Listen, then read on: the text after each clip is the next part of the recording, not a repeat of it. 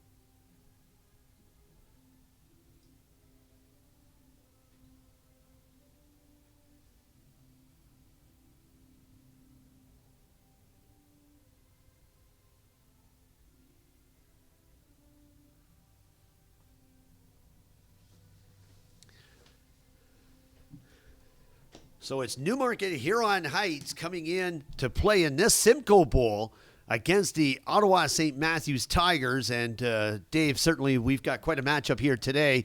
Two teams that are very familiar with the bowl circuit. Oh, yeah. You know what? The last couple of years, these teams have made multiple appearances. And especially in this region, everyone knows the success that Al Rover's Huron Heights team has had over the years. He's created quite a legacy. Almost, about 7 or 8 years now, I would say. This team's constantly been operating at a very high level. Huron Heights last played in a Simcoe Bowl back in 2015, and they absolutely destroyed Superior Heights from Sault Ste. Marie, 48-0.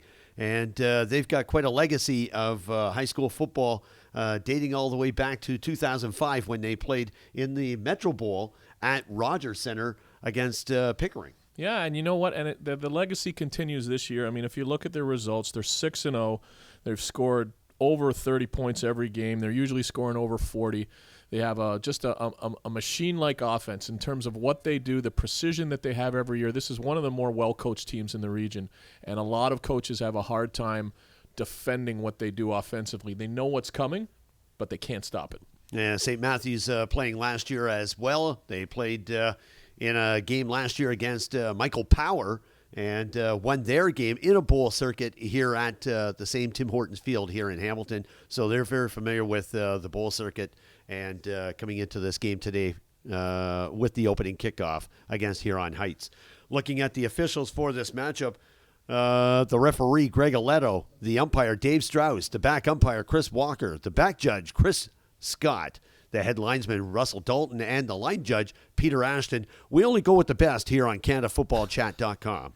Well, you know what? I think it's appropriate that we end with these two teams because, looking down at St. Matthews there, we're in Hamilton here. We're in the home of the Tiger Cats, and it looks like they're wearing the Tiger Cats uniforms.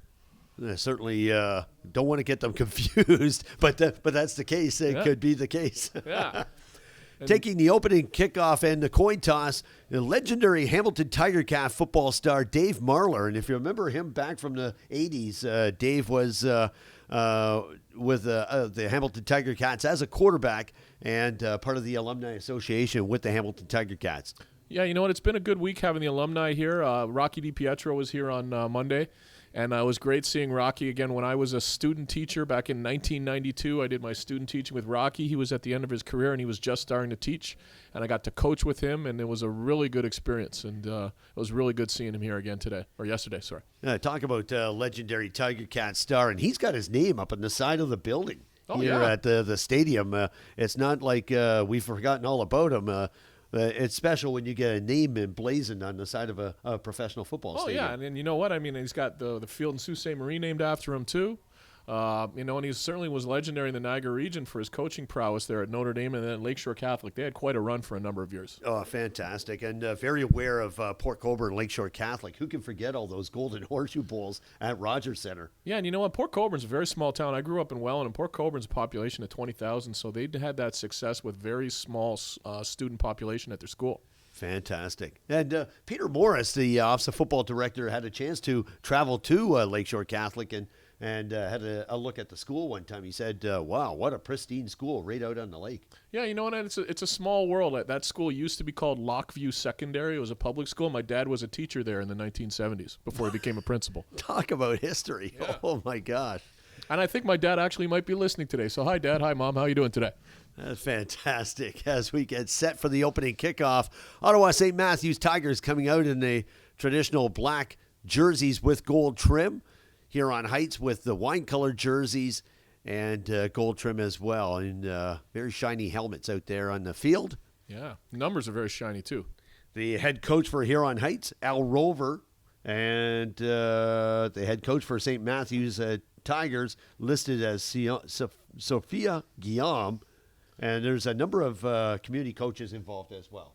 Yeah, you know what? It's really some schools you have to really rely on that because, some schools don't have enough teachers that either are willing or able to coach football. So it's good to see some people stepping up from the community to help out this team. Looking at Huron Heights, who won the York region, having defeated King City in the championship of their league to advance to this Simcoe Bowl. And Ottawa St. Matthews having won the Ottawa Capital District as well with first place finish to come here to this bowl game. Yeah, that was Jaden Thompson on the kick return there. He fielded it around the 25-yard line, got it up to the 43-yard line. That is a name, Dane, I think we're going to be calling a lot today. I've seen this young man play. He's very explosive with the ball. So it'll be 1st and 10 for Huron Heights. Ball placed on the 43. And Huron's going to go with the receivers wide. Lone back. And they're going to keep it themselves. Go off tackle on the play. Look to drive it up the gut. They got it out the center. That's a first down right off the bat. Well, you know what? Sebastian Scott took the snap and he kept it himself, got about 12 yards. They feature a very strong running attack, and we can tell the way St. Matthews was lined up. They're prepared for this. They're prepared for it. I don't know if they can stop it. If you saw, the free safety was up very near the line, only about 6 or 7 yards off the ball. He's back to deeper this time, though. Sebastian Scott, younger brother of Caleb Scott, the starting quarterback for St. Mary's Huskies. If you remember, Caleb Scott from 2012 played in the Metro Bowl against Rob Ford's Don Bosco Eagles. Back at that time, they were victorious in that Metro Bowl. Yeah, you know what? We had about a 2-yard run there by the Huron Heights running back. Caleb Scott was a tremendous ball player. I remember watching him play for 2 or 3 years. He went down south, played in the States for a little bit, and now he's at SMU out east, and he had a really good season. So the ball placed at the 52-yard line. It'll be 2nd down situation for Huron Heights. And St. Matthews almost jumping off line. We've got a flag on the play. Here's the run for Huron Heights, looking to break the tackle. And it goes down to the 37-yard line of Ottawa St. Matthews.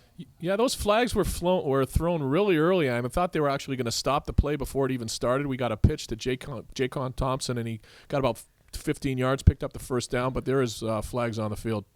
You talk about Jaden Thompson. What does the scouting report state about him? Well, you know what? Jaden Thompson is a very good player. He's explosive. He's got a lot of speed, and he plays both sides of the ball. I'd see him playing running back at the next level, but he's very good at DB too. So he's a multi-talented athlete, and especially at this level in an important game, you're going to play your best players both ways. We've seen a number of teams here over the course of 3 days who've had outstanding athletes go both ways. Yes, definitely. I formation. Scott hands off. Going to line this one and drive it up the gut. That was Thompson again on the carry there. He picked up about 8 yards. And again, this Huron Heights team will run the ball over and over and over again. They lull you into a false sense of security, and then occasionally they take the deep shot, and they're usually successful. At one point, they were running it with a wishbone, but we're going back several years ago. But it was a trademark of head coach Al Rover at the time. and Rover quite familiar. He was one of the original members of the Metro Bowl committee. Looking to run outside. Huron Heights will bring it down to the 15-yard line. Again, Jaden Thompson on the carry. I don't know, Dana. That run was confusing to me. He got outside, and he chose to go out of bounds. I think he could have turned it up and scored. He was just happy with about a 10-yard gain there. I'm not really sure. I don't know. Maybe he's a little bit injured or he pulled up a little bit, but I thought he was going to score. I thought so, too. I thought he was going to cut inside on that play.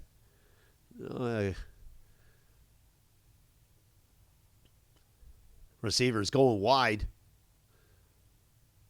Scott's going to take it himself, and he fumbles on the ball. A hard hit. It looks to be Huron Heights has recovered the ball again at the 15.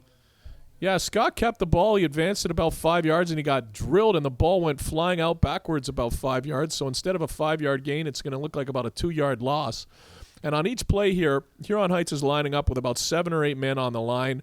Quarterback under center, and he's got a couple of 2 or 3 running backs at different times. We're seeing motion before every play.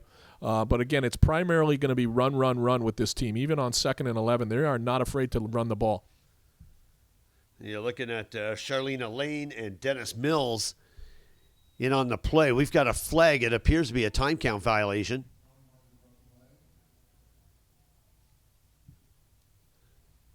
The officials are conferring. Greg Aletto, the referee, very popular referee from the Toronto area.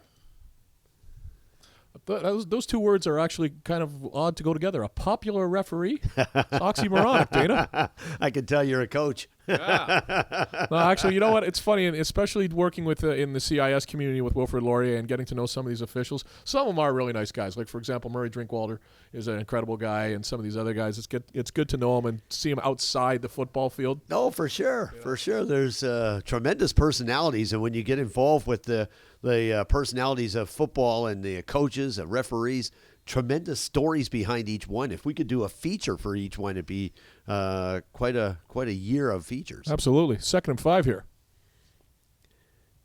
Motion to backfield. They run a crossbuck that goes off tackle. They'll get about 2 or 3 yards on the carry. Yeah, Julian Curia took the handoff there, took it up the middle, got a short gain. You know, the Huron Heights has a very good offensive line, too. This main player that they really feature is Matt Goodall. He's a 5th-year player. He's already signed with Carleton. He was a very early commit to that program, and he's 6'8", 320. And, sorry, you said he's going to Carleton. Yes, he is. Steve Samara hitting the jackpot with an offensive lineman. Sebastian Scott, well known as Seabass to all his friends. He pitches outside. They're going to go for the end zone. That's a touchdown. Huron Heights to tee off the scoring here in the first quarter of play. Yeah, you know what? 3rd and 4 from the 8-yard line. They do a toss to the halfback, Jaden Thompson. He got the corner really easily and scored. He showed definitely more effort there on a previous play. I think we're going to see him carry the ball a lot today and have a really good day. St. Matthews has got to find an answer to stop this amazing running attack of Huron Heights. I mean, if you talk about programs in this area and you were to say what team has been consistently able to run the ball effectively regardless of the players, it is absolutely this Huron Heights team. They'll set up for the convert. And it's good. 7-0 Huron Heights as they lead here in this Simcoe Bowl. Yeah, you know what? St. Matthews, I'm really interested to see what they do offensively, again, because, they're from the Ottawa region. I have not seen this team play, and we're going to see right away what kind of team they have if they can answer back. I mean, the teams in all these bowl games, Dana, they've all had a lot of success, right? If they're here, they've had a lot of success, and so it's interesting to see how they react if they get down early. Last year, we saw the Simcoe Bowl played out here at Tim Hortons Field. Thunder Bay St. Ignatius defeated Bear Creek from Barrie, 29-16. Quite an exciting game. Yeah, Bear Creek from Barrie. That's where Danny Vandervoort played, wasn't it? Yep. Yeah, Danny Vandervoort, great player from Bear Creek, went to McMaster, who was drafted in the 1st round this year by the BC Lions. I've known his dad since he was a little boy, and I don't think I've ever seen a receiver have better hands than Dan Vandervoort, and I think he's going to have a great career in the CFL. Outstanding performance here at the high school level. You could sense it, Dave. You've seen him enough to know that you could sense that he was destined to great things, including being drafted into the CFL. Oh, yeah, 1st-round pick. That's amazing. High kick. It'll bounce at the 20, go to the 25. No bounce on the play. Here's the return. This is Abdul Karim Ismail. And there's a flag on the play. He brought it out to the 35. Yep, short return there. Again, I've been saying all week that, you know what, it's very, very rare, especially when I'm doing my scouting. Trying to find a good kicker is almost the hardest thing to find in terms of positions. There's very few kickers that can kick it all the way to the goal line. And again, we saw a short kick there, maybe got to about the 30-yard line at best. Saw some very good kickers in the last game. Dyke Toff playing with Winston Churchill from Thunder Bay, and certainly successful. Yep. And Murata from Hamilton St. Thomas More was outstanding last night. So we had a handoff there to Charlie Allain. He picked up about 3 yards running over the left-hand side. Again, he was swarmed by about 4 or 5 Huron Heights tacklers there. Again, we talked about the Huron Heights offense already. The defense never gets the same recognition that the offense gets. I'll talk more about that later. And the ball will be placed on the 40-yard line. So second down situation for St. Matthews. And they've got an injury timeout on the play.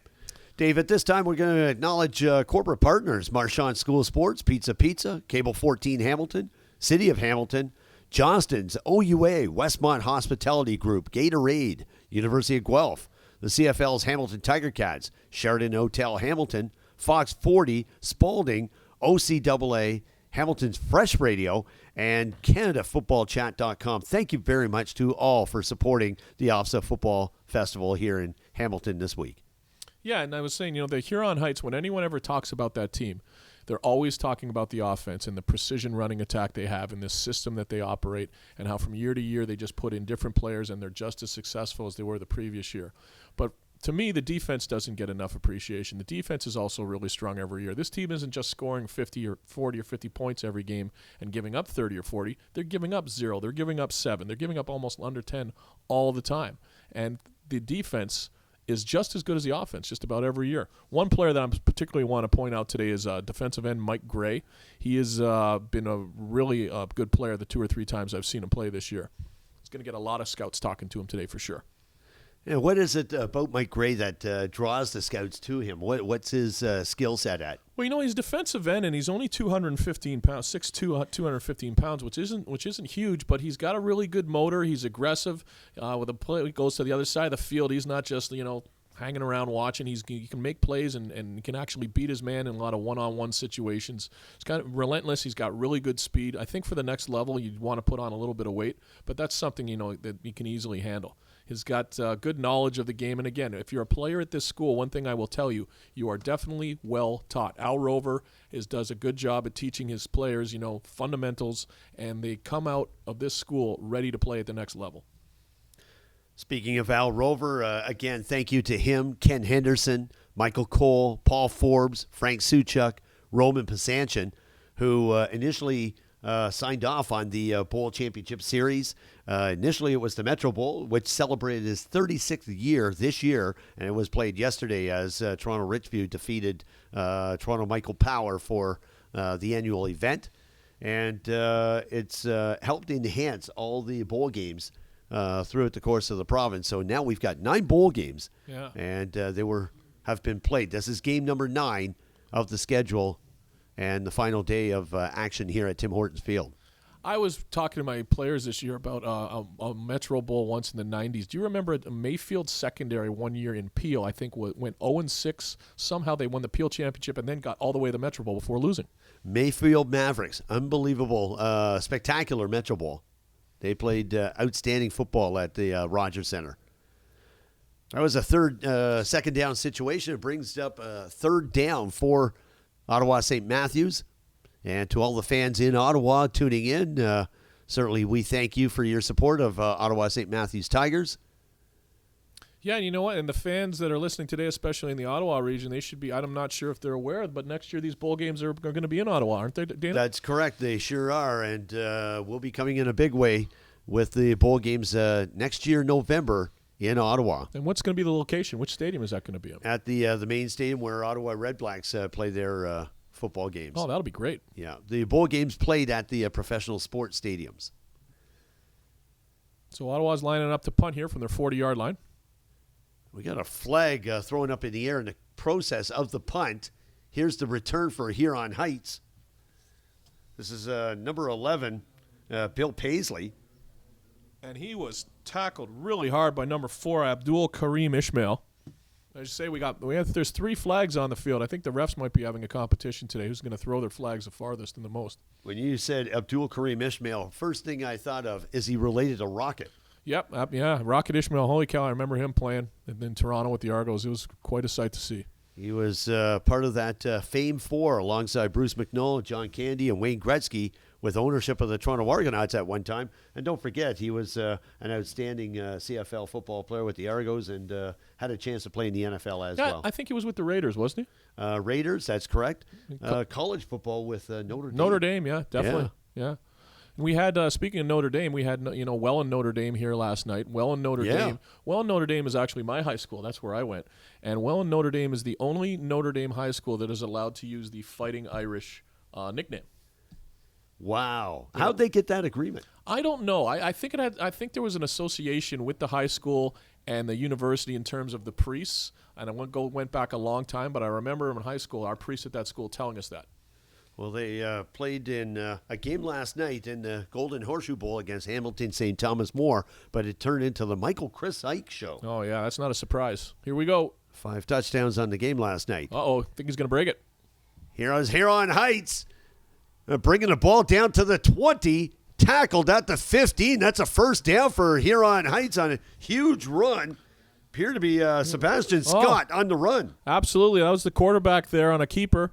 Sebastian Scott looked like his older brother Caleb there, just kept the ball himself, went over the left-hand side and advanced the ball about 50 yards downfield.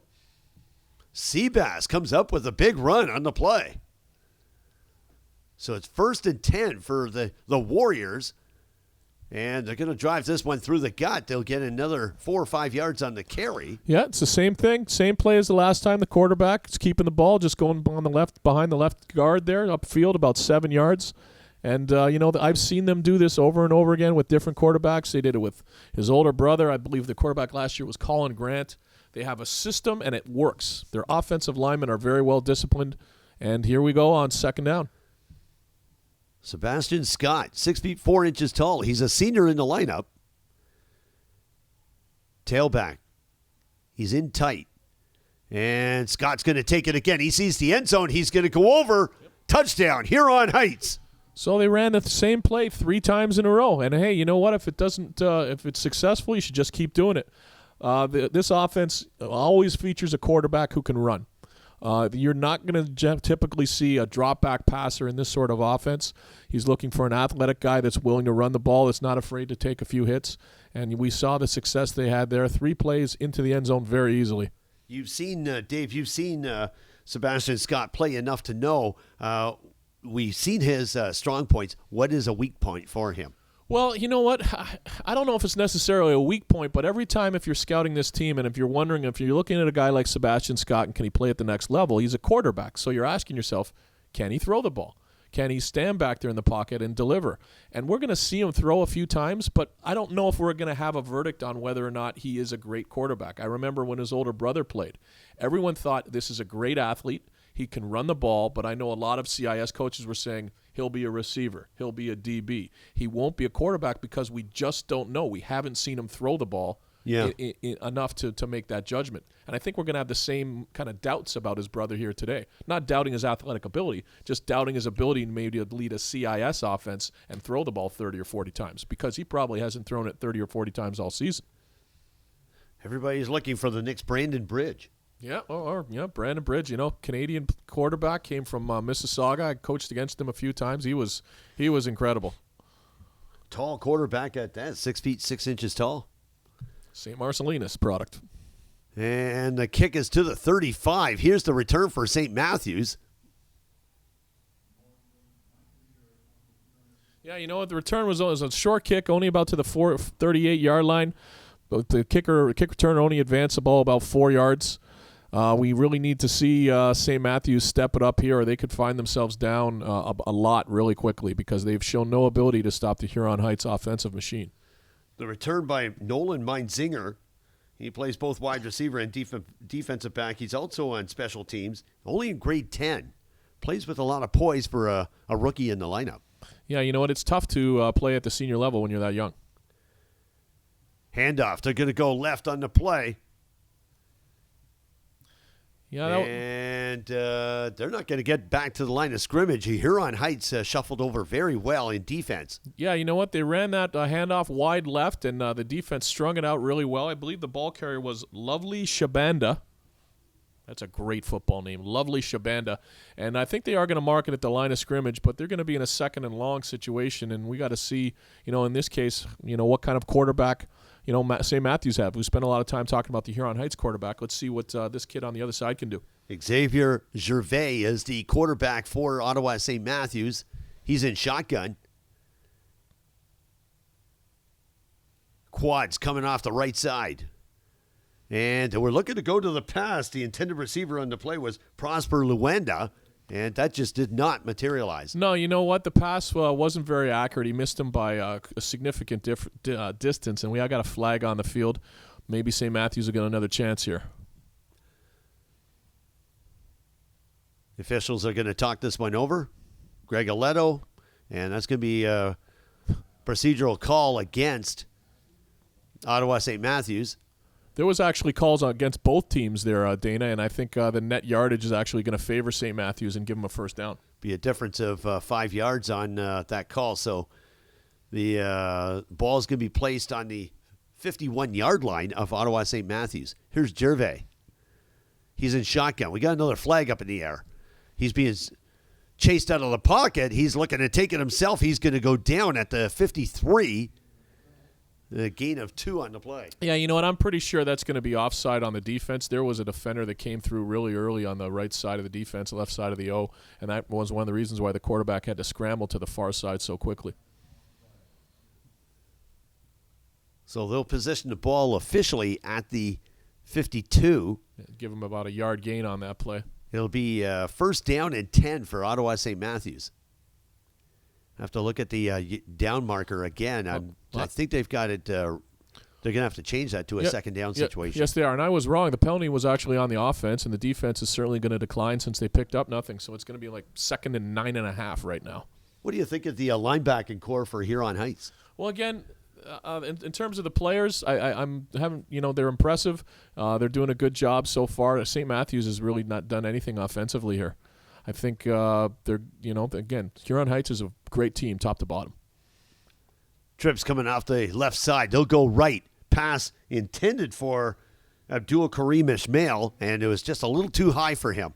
Yeah, you know what? He got one hand on it, and there's no expression among receivers. If you can touch it, you can clutch it, but that would have been a pretty difficult catch. That's the old cliche and very true. Regardless of sport, if you can touch it, you can make the catch. Yeah, and you know what? I've at the high school level, I've coached some amazing receivers. Probably the player with the best hands that I ever coached was a receiver named Corey Fernandez.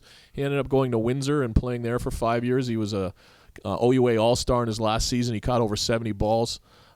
He helped actually coach my high school football team this year. Oh, fantastic. Yeah, got a lot of guys that I used to coach that were helping me at St. Francis Xavier.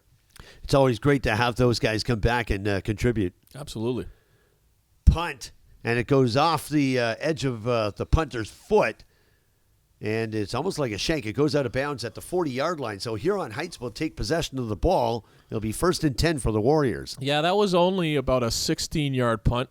And again, I've been saying for a few days, it's hard to really find good kickers at this level. At Laurier, Coach Ron Van Moorkirk always jokes about, bad punters, and he says, you got to be able to at least kick the sticks, meaning, at least get a quote-unquote first down by kicking the ball at least 10 yards, because we've seen sometimes punters not manage that, especially in the last few days. How do you get Van Moorkirk on the back of a jersey? That's a tough one. He's well past his playing days now, though. That's for sure. Here's Huron Heights. He'll take the ball from the 40. And pitch out. They're going to go right on the play. And that's a gain of 4.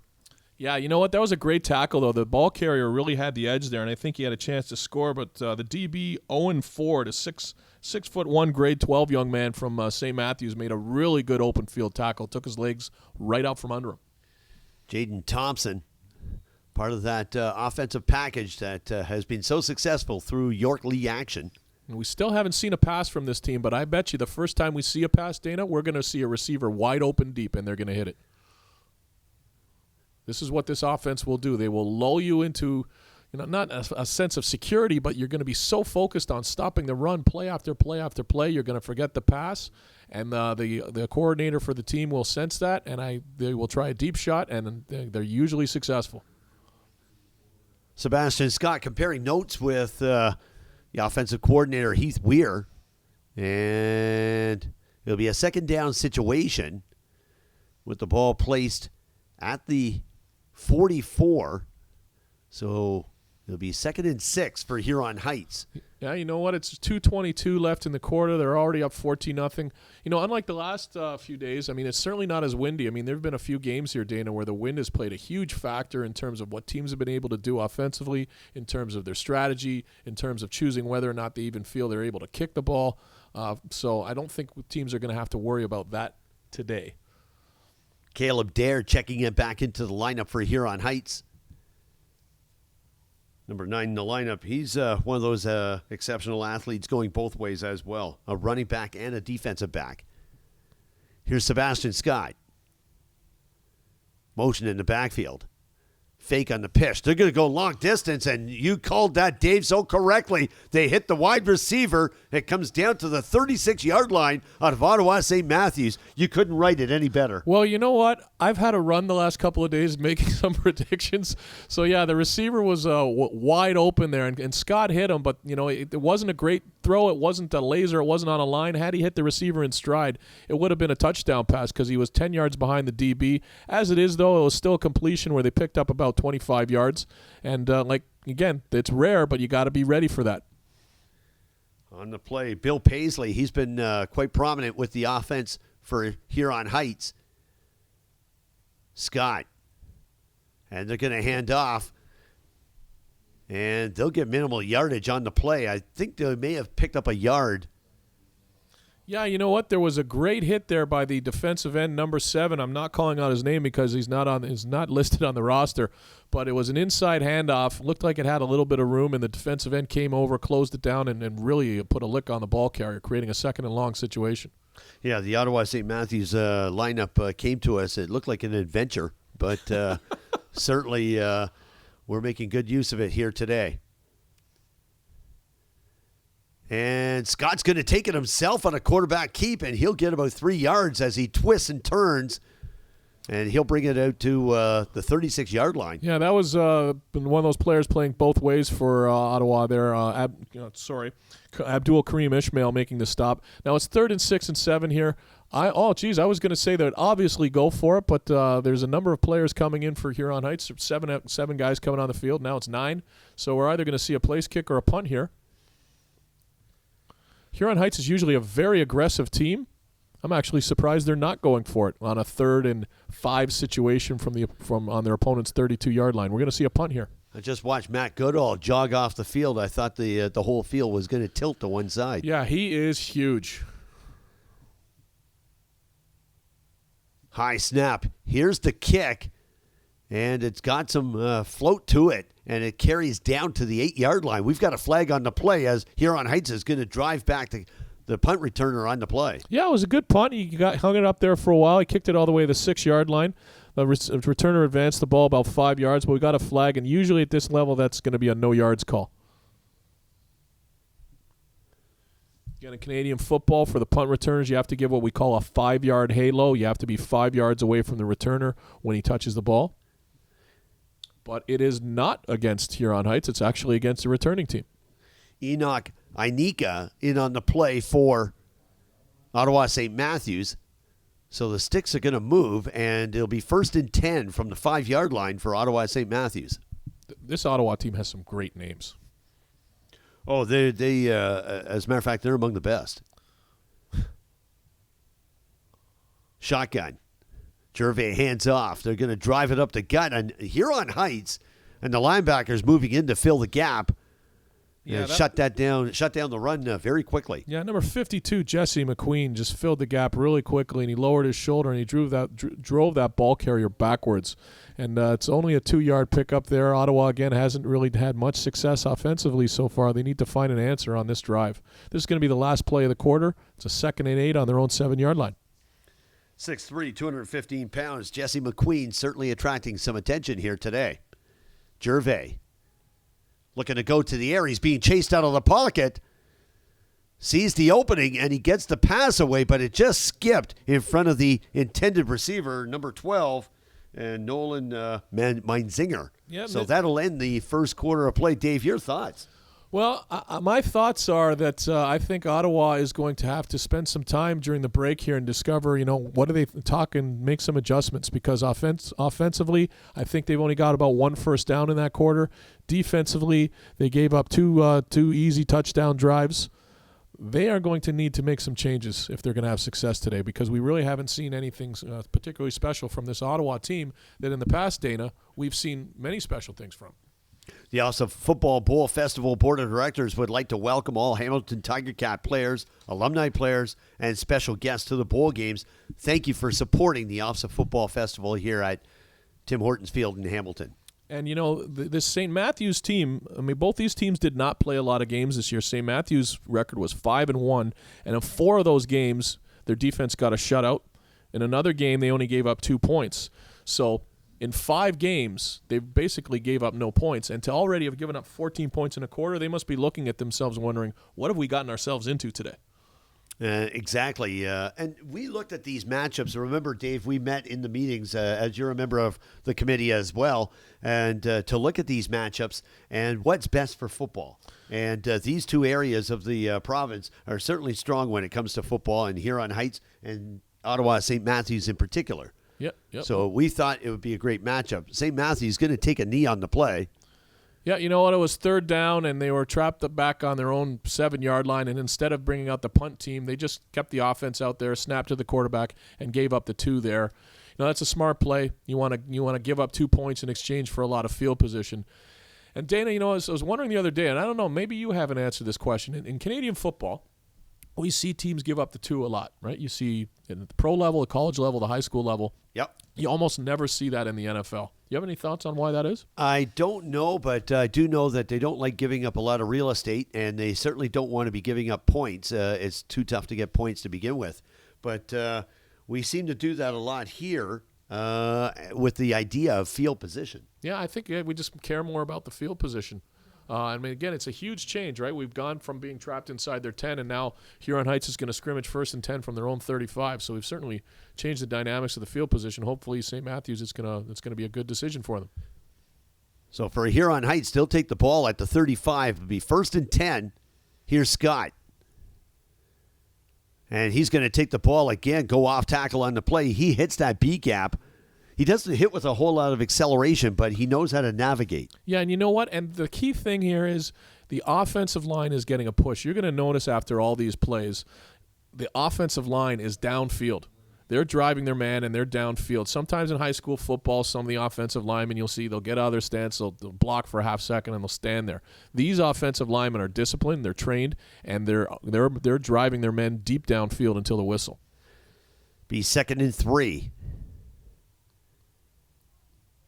Scott, again, going to go through the C gap, and this time he'll take it left on the play. That's a 1st down as they bring it out to just over the 50-yard line. Yeah, you know what? A lot of people would be looking at this offense and from a certain perspective, they might be saying, it's pretty simple. The quarterback's just taking the ball, running it more than 50% of the time. But really what the offense is doing here is they're running this play. They're trying to get the defense, thinking a certain thing, and then what this team is very good at doing is changing things up and hitting them for a big gain with something that they're not used to seeing. Here's the Warriors. They're in I formation. And Scott's going to take it again, go left off the play, and he's brought down by Ottawa St. Matthews Tigers. I've got a player that's listed or not listed in the lineup, but this is high school football. Sometimes you miss players and numbers. Yeah, and you know what? The defense here really has to come up with an answer, because Scott's making this look easy here. The offensive line is totally dominating. Games are won and lost on the line of scrimmage all the time, and right now this offensive line is destroying the defensive line of St. Matthew. And it's a big offensive line for the Huron Heights Warriors. Every player well over 225, 230 pounds each. They go off tackle again, run the ball. and they'll get it down to the 43-yard line of Ottawa St. Matthews. Not enough for a first down. Yeah, we know at that time we had a handoff to Jaden Thompson out of the backfield. We haven't called his name for a little bit. 5-yard gain. St. Matthews, I'm not really sure what they can do here. We got a player going down. He might be getting tired from getting run over so many times in a row. And you know, when I think about the offensive line and dominance, I have to bring up the Western Mustangs. I was here Saturday at the Vanier Cup, and Western had such a run during the playoffs.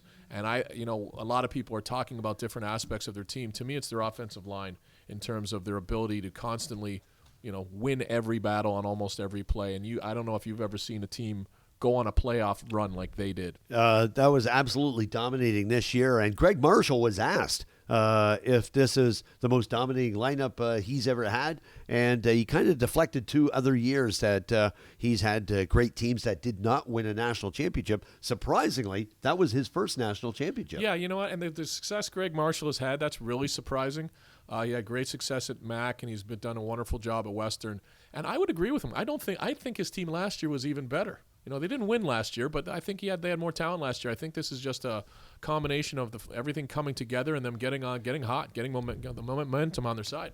I think that was retribution for last year, too. It really propelled Chris Merchant and the quarterback, as we see flags up in the air. It's a procedural call against Huron Heights.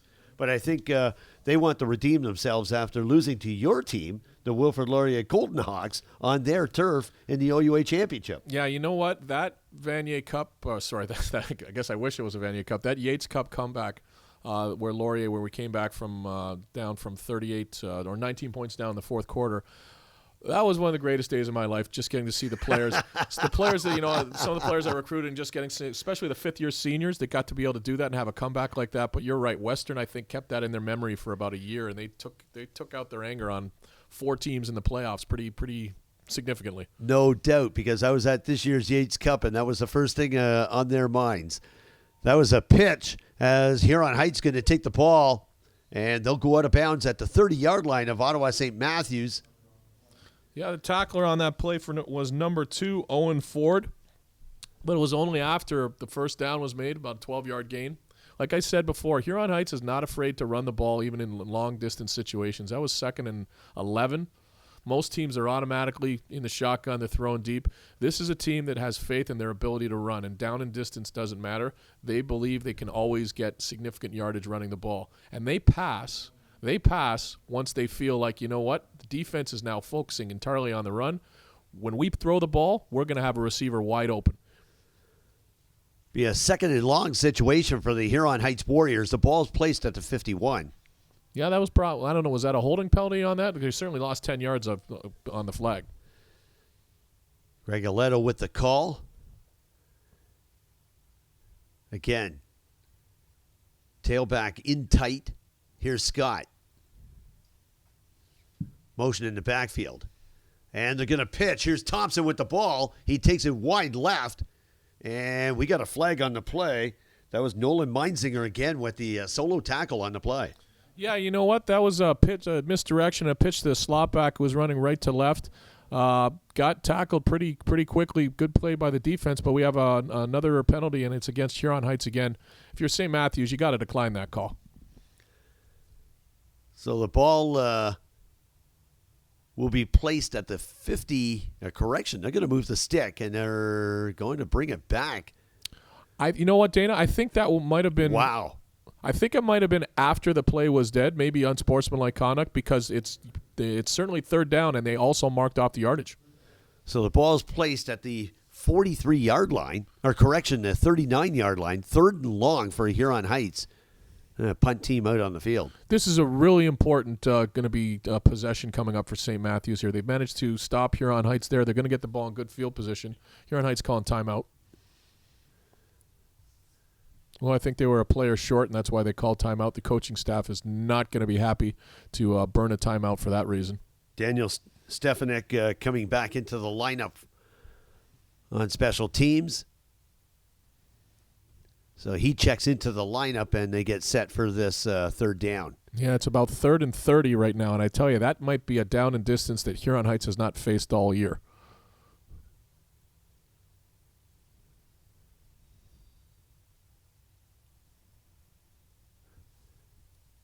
Here's the punt. Huron Heights. Strategically placed as it goes out of bounds at around the 50-yard line. Yeah, you know what? That punt was probably only about 27, 28 yards, but he got under it well, and he kicked it directly to the sideline.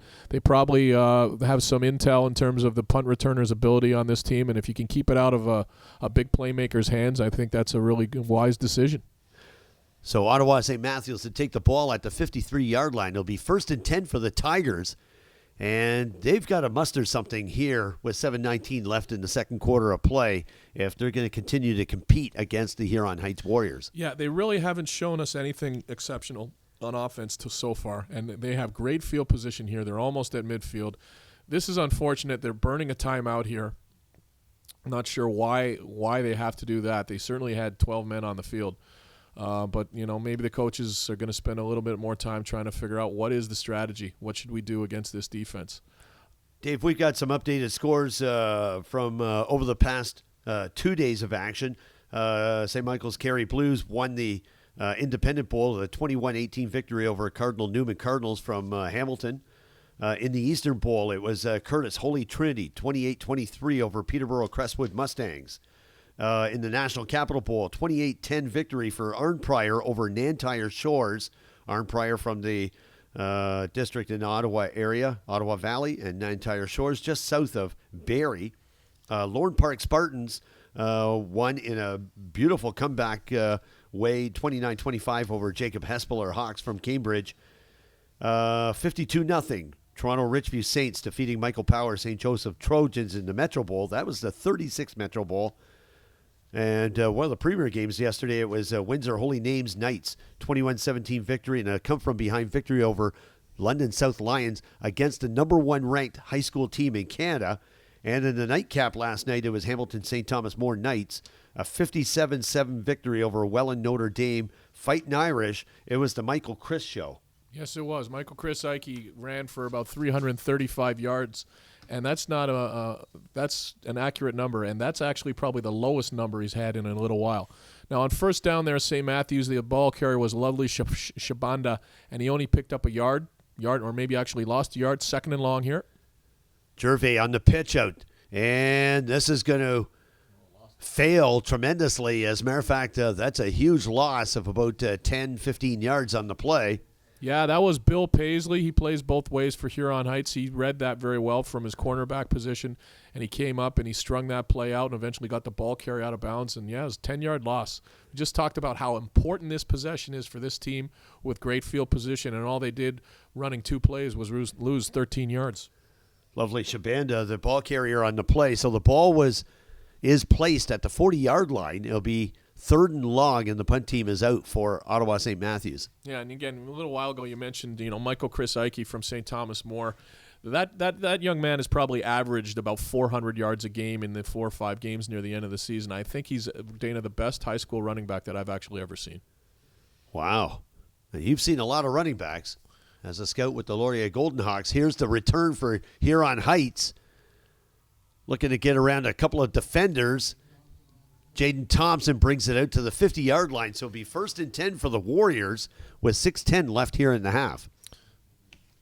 Yep, you know what? The last few days have been wonderful. There's some great games. I think my favorite game so far was the Jacob Hespeler Lorne Park game. That went back and forth, and we had an incredible ending with a backup quarterback leading his team on the game-winning drive in the last 2 minutes. Unbelievable. I certainly concur. That game, as well as the Western Bowl game featuring Holy Names Knights from Windsor and London South.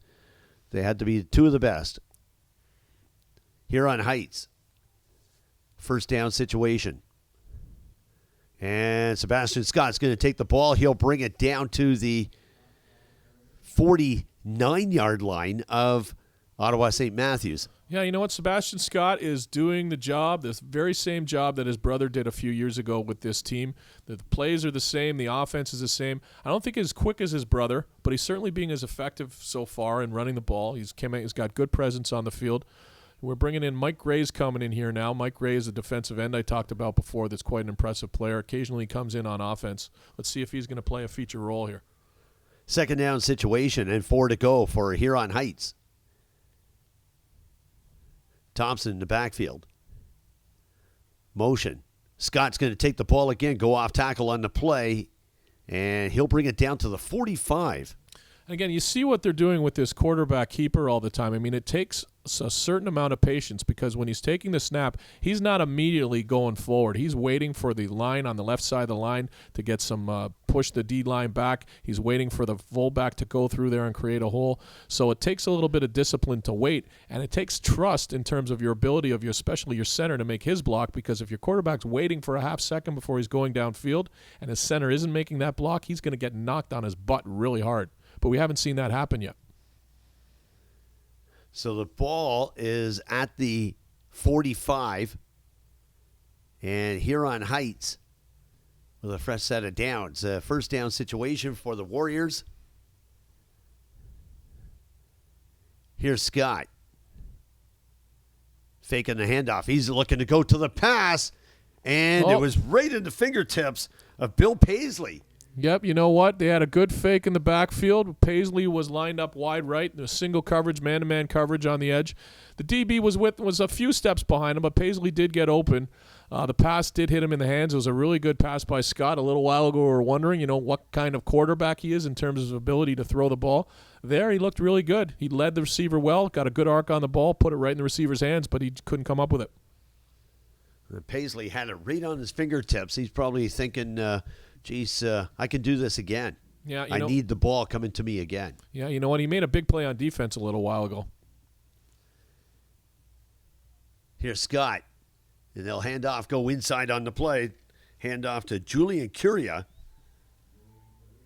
Yeah, 5'10", 160-pound running back, a grade 11 student at Huron Heights. Yeah, you know what? Most of the times Huron Heights is coming up to the line of scrimmage. The quarterback's under center. They got a fullback about 2 yards behind him, and they have a wingback lined up on the edge on each side.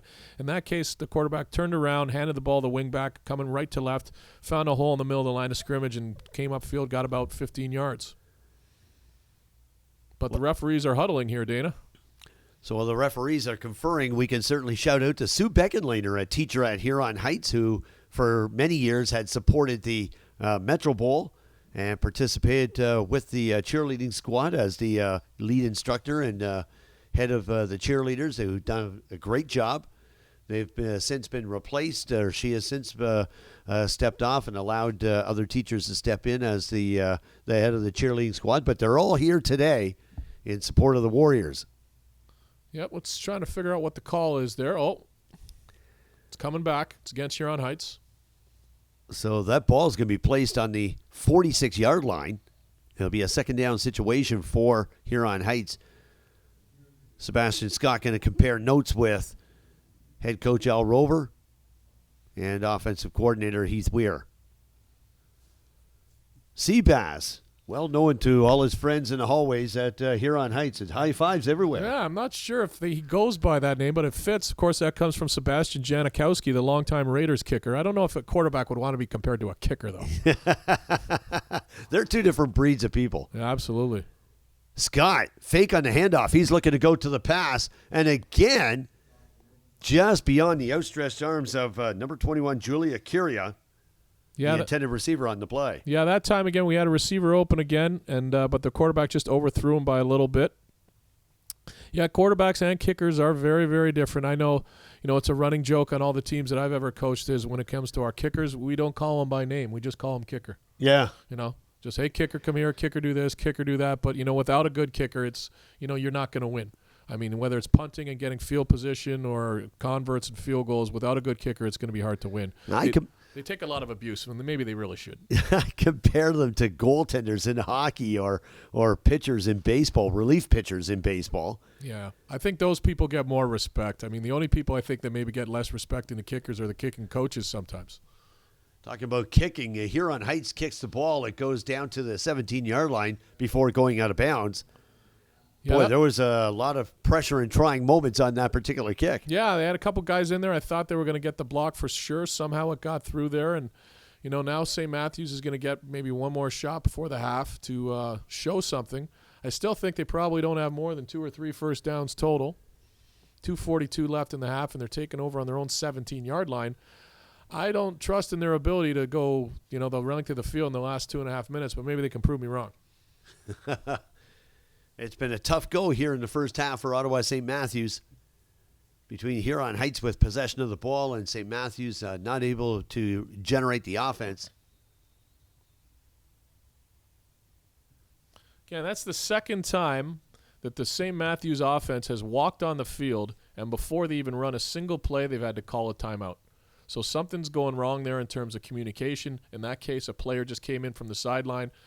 That would always drive me crazy as a coach. When the offense is supposed to be out there and there's only 11 guys, or if you're on defense and you're only 11 guys, I mean, you have to know when you are on the field. I mean, that's what you're here to do. You're here to play, and when the team goes out there and you're supposed to be there and you're not there, why are you even here?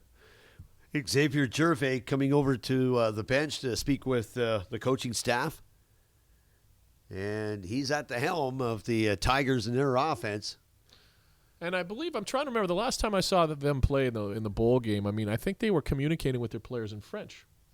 You know, there's a lot of French players on this team, especially with the names, and the coach is certainly speaking to them today. So that might give them an edge in terms of audibles on the line of scrimmage and certain things they can communicate to, on the field.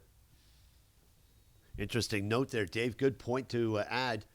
Pitch out as Gervais goes to Abdul Karim Ishmael, and Ishmael will bring it out just off tackle for about 2 or 3 yards on the carry. Yeah, we got a player down on the field who looks pretty badly hurt for Ottawa, and it looks like a second guy going down. Oh, maybe not. So it'll be an injury timeout on the play. I'd like to shout out to Jim Mick, the head coach at St. Peter's High School, who has competed in a number of bowl games, normally National Capital Bowl games, and we've seen them both at the Rogers Center and here at Tim Hortons Field, or at McMaster University, actually, when the last time the St. Peter's squad came to Hamilton to play. Is that the same St. Peter's team that defeated St. Matthews? Correct. Oh, okay. Now St. Matthews only had one loss this year. It was their last game of the year to St. Peter's 18-7. But the rest of the year, St. Matthews, all their scores are some very dominant victories. Very good. While we're at it, certainly acknowledge the OFSAA Football Bowl Festival Board of Directors and the U Sport coaches that represent 27 universities from across Canada, and they're all on level 400 here at Tim Hortons Field today. And, boy, you talk about a cast of colorful characters. Yeah, you know what? It really is good to see a lot of these guys together in one place. And, even though it's very competitive, we're all chasing the same players. There certainly is a good deal of, fun that's had between the coaches on the different staffs. And, it's a very social group. If you want to talk about characters, though, probably the biggest character of all is on our Laurier staff, our offensive line coach, Irv Damon. If you have not met Irv Damon in your lifetime, you need to meet him. You need to sit down with this man and listen to a couple of stories. And even if you've heard the stories 5 or 10 times, they're still just as good. Irv is legendary. Again, he played at Western, played in the CFL for a number of years. And for my money, he's the best offensive line coach in the country. If you don't know football, if you don't know Irv Damon, I'll tell you, he's a funny guy. By the way, the big talk is who's going to fill that new coaching position, the head coaching job at University of Toronto. Yeah, you know what? We were talking about that before, and my theory, what I would do if I was in charge of University of Toronto, is I would find and I would hire the sharpest young mind out of Quebec. I would bring in a French head coach, and I would try and create a pipeline to get French players because, as you know, the CEGEP feeder system in Quebec is very strong. Quebec always has a number of really good players, and I know Western has some luck getting some players. They had some like Poulin and Dion, and they had a few players on their starting lineup from Quebec, but most schools in this province have been very unsuccessful in getting players from there, and I think if a team like U of T brought in a French head coach, they might be successful. Maybe I should stop talking because maybe I'm giving them a good idea, and I don't want them to get better than we are. I think those words have already resonated over with Donovan Carter, who is here today recruiting on behalf of the University of Toronto. Yeah, and when Toronto is kind of smart because they hired our offensive coordinator, Mark Surrey, away from us. So, they might, We see Ottawa St. Matthews player being helped off the field. So St. Matthews will take the ball. It'll be a 2nd and 8 situation. Here's Gervais. Looking to go to the air. They've got to generate some offense. Right on the fingertips of Ishmael, and he dropped the ball. Yeah, you know what? It was a great throw. But you know what? Ishmael should have caught that ball, but even if he caught it, I'm sure he would have been tackled immediately. And instead of 3rd and 8, which they have now, they still would have had about a 3rd and 4. So it's tough. I mean, I always hate that as a coach. If it's 3rd and 8, I want to see a pass that's downfield. Because even if he caught it, I don't think he was picking up the first down. And now they're going to have to punt. Hopefully they'll try and take 20 seconds off the clock before they kick this, because you don't want to give Huron Heights more time than they need. They've been dominant here in the first half when it comes to time of possession and field position.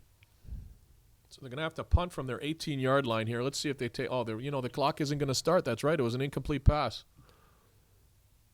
3rd down. Here's the punt. It'll go out to the 50. Here's the return for Huron Heights. Cutting inside and the tackle on the play.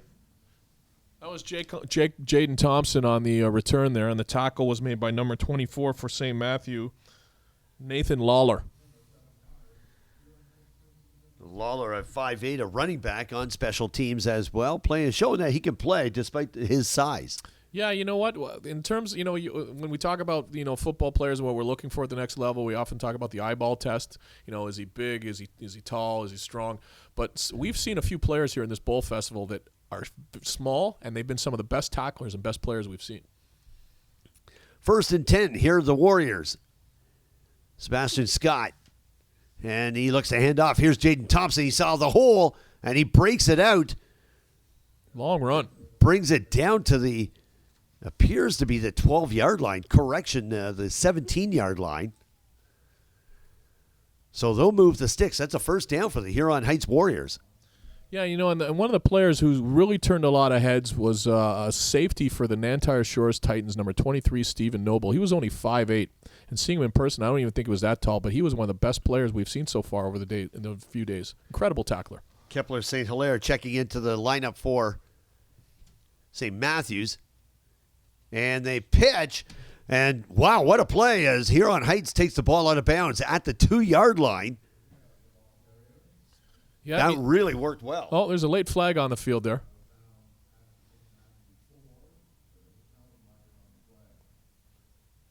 And we've got a flag on the play. There's been a lot of flags here in the first half.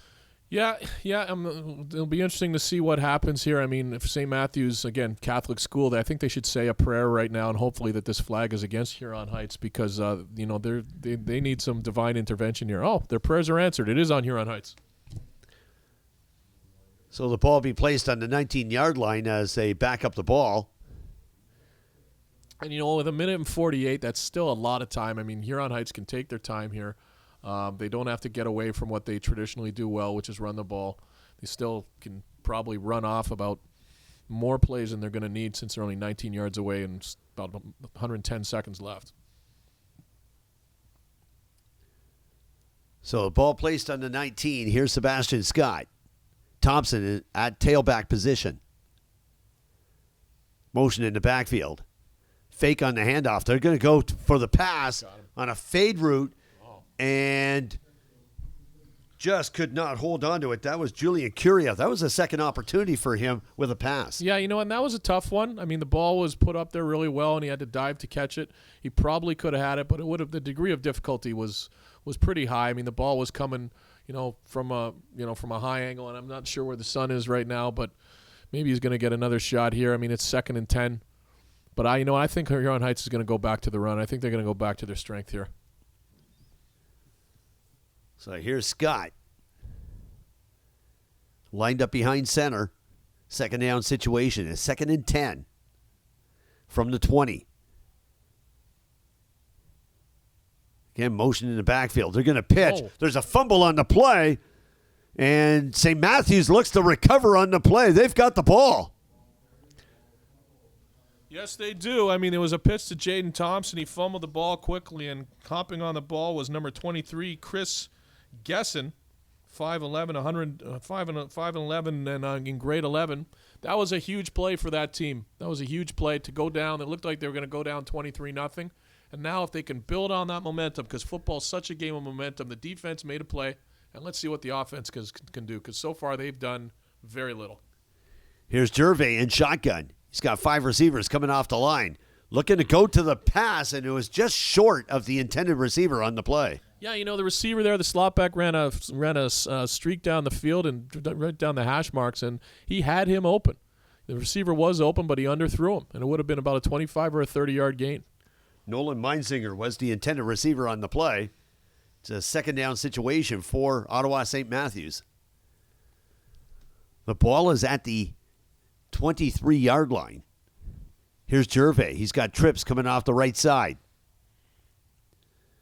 Ooh. And the pass is picked off. Huron Heights has got the ball. This is number 22, Jericho Dare.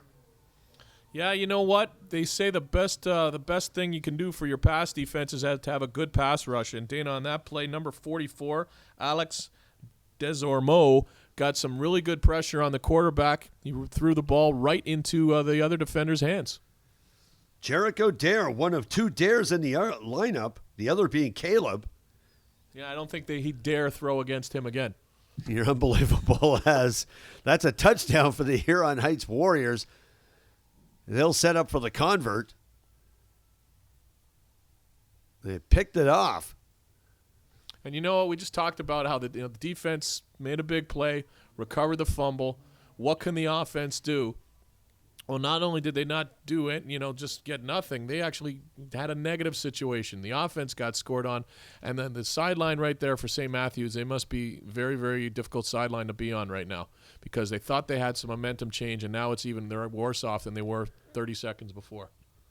With 23-0 down with a minute 20 in the half, they need a big kick return. They need something because the defense hasn't done what is needed to do. The offense hasn't done what is needed to do. So now up to the special teams to try and make a big play. So Jericho Dare coming up with a touchdown. Scoring has kind of come from all different assets of the Huron Heights offense and defense. And Jericho Dare with the latest being an interception going into the end zone. Well, like I said before, Dana, the Huron Heights defense year after year never gets enough press. It never gets enough appreciation. This is not a team that just wins with offense. Their defense is always very strong, too. Here's the kick. Short.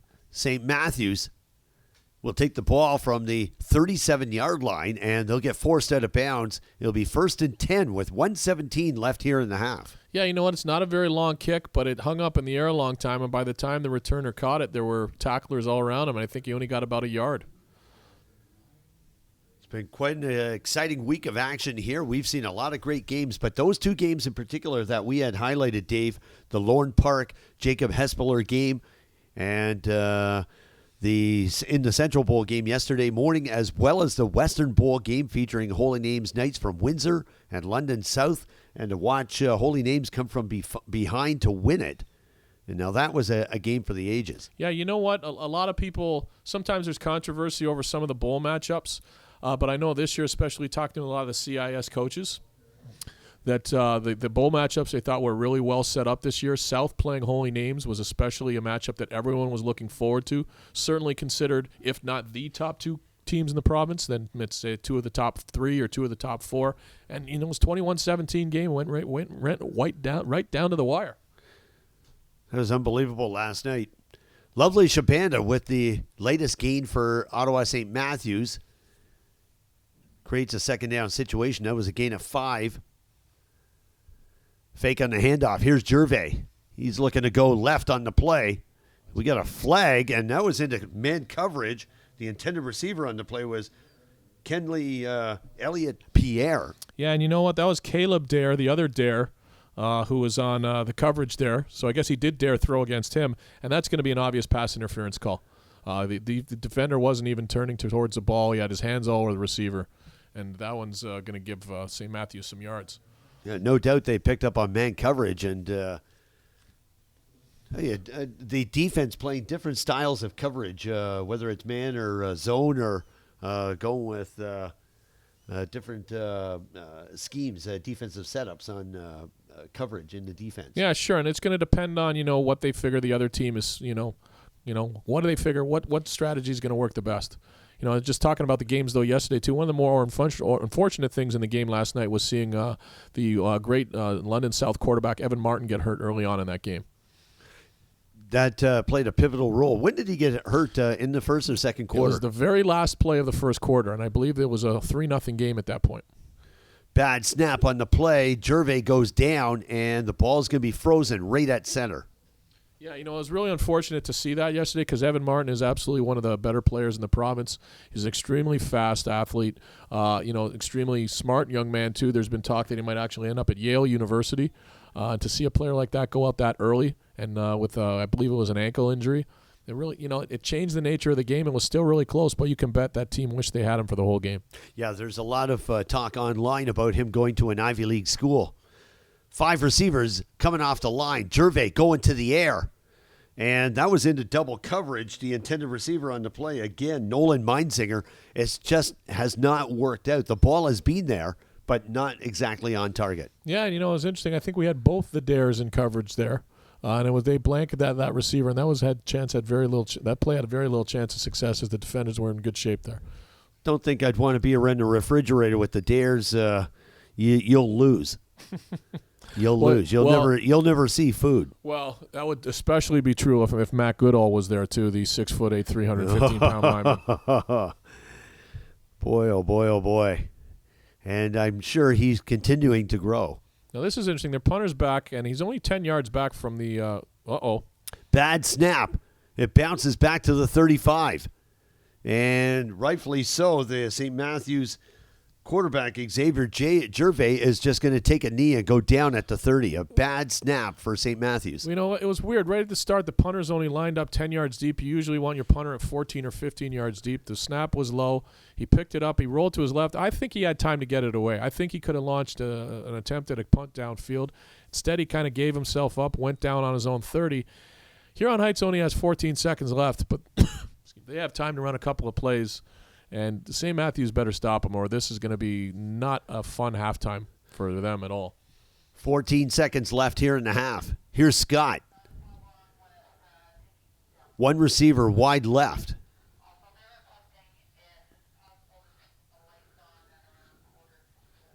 Motion. They're going to pitch. Jaden Thompson with the ball, and he's going to go out of bounds at the 25. Okay, you know what? That was a smart play by Thompson in terms of the defense strung that out. He got a couple of yards, he actually got about 6 yards, but he recognized probably the more important thing was to get out of bounds, which he did, because he did not want to get tackled inbounds. With the knowledge that you have on Jaden Thompson, will he be going to a school in Ontario? Well, I've spoken to Jaden, and I think he's going to come back for another year after this year, so that's a question to ask me 12 months from now. Okay, and we certainly will. It'll be a press scrum. Scott, as he hands off, and the ball is going to be driven down to the 11-yard line, and they still have 5 seconds left on the clock. Yep, they picked up a 9-yard gain, picked up a first down, and they got a chance for one more play. I think we'd probably see a field goal attempt here.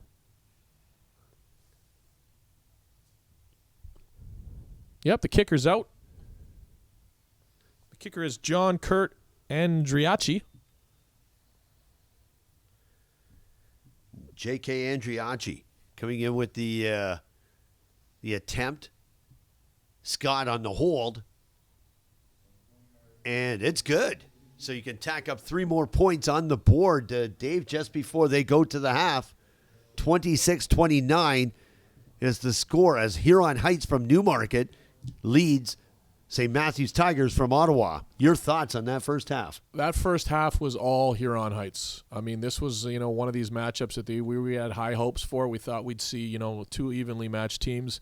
I can say after one half, they do not look evenly matched, and Huron Heights is winning the battle on the line of scrimmage on both sides of the ball, and St. Matthews is going to have to dig deep and find something to change the tide here because this could get very ugly very quickly in the third quarter. We're going to take a break here at the half. You're watching the OFSAA Football Festival here on CanadaFootballChat.com. We'll be back with more action in the second half. Utilizing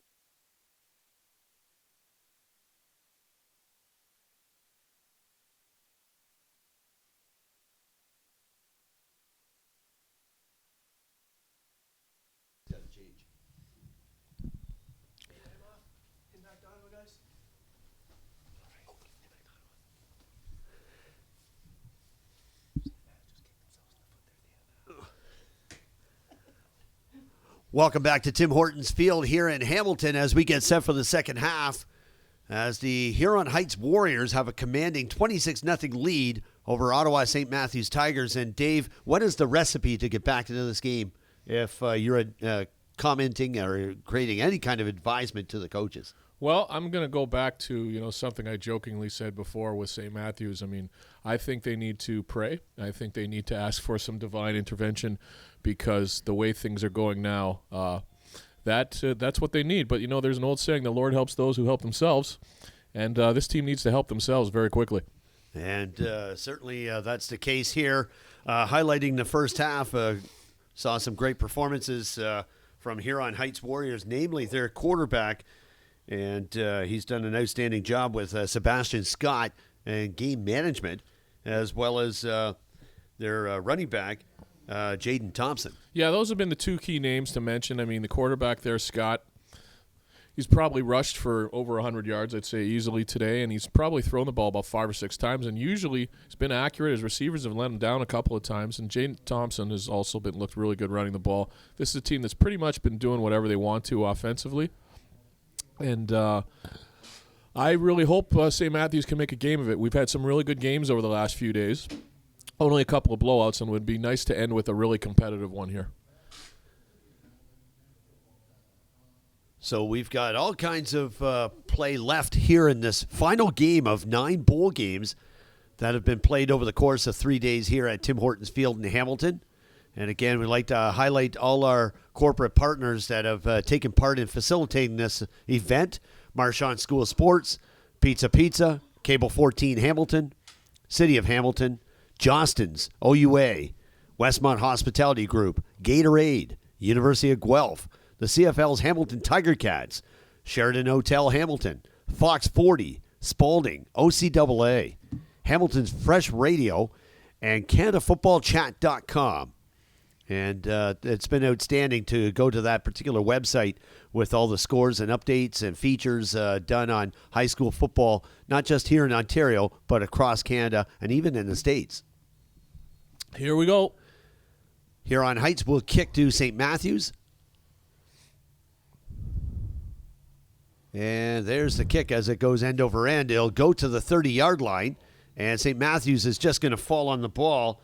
That was number 12, Nolan Meinzinger, protecting the ball, and they'll take it from their own 35-yard line. Yeah, Meinzinger and number 13, Enoch Enieka, they just kind of collided there. There was very poor communication between the two returners there, and because of that, they were lucky to even get the ball, and they got 0 yards on the return.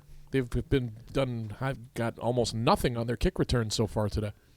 It's been a tough go for special teams for St. Matthews, a tough go for the offense and defense as well. They're in tough against a very solid Huron Heights Warriors. Gervais hands off.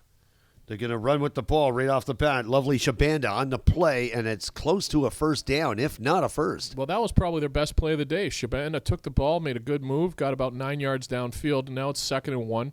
Here's a chance to maybe take a shot deep, knowing that you could come back on 3rd and 1 and hopefully pick it up. They really need to be successful here. So it'll be a 2nd down situation and about a yard to go. Here's Gervais in shotgun. He's got Shabanda in the backfield. Fake on the handoff. Uh-oh. No, they're going to go with Shabanda. He's going to go wide around on the left and gang tackled on the play. One thing about the Huron Heights Warriors, you're going to meet a wall. Yeah, you know what? He cut it left, and I thought he saw an opening. Well, he did pick up the first down. He only needed about a yard, but I tell you, that play was really well strung out by number 9, Caleb Dare there. It looked like for a chance he had the opportunity of a long gain, but he was lucky to just get the yard he needed. Be a first down situation for Ottawa St. Matthews, and this is just what the doctor ordered.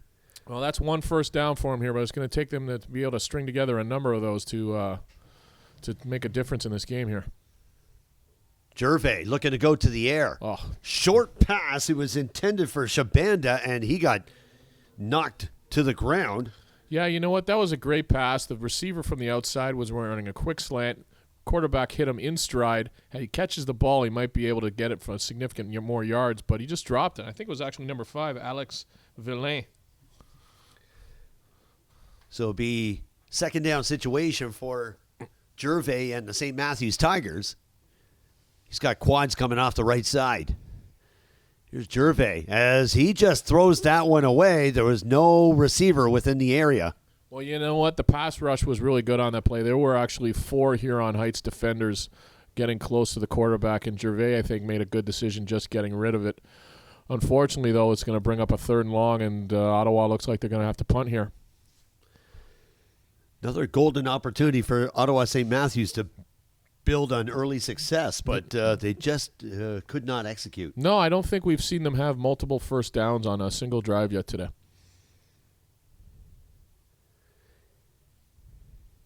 Here's the punt. And the return, and that return will come out to the 45. In on the tackle was a dual Kareem Ishmael who got down the field very, very fast. Yeah, Jaden Thompson fielded the ball, picked up about 10 yards on the return. It's up to St. Matthews now to get a stop. I mean, the defense needs to get a 2-and-out here.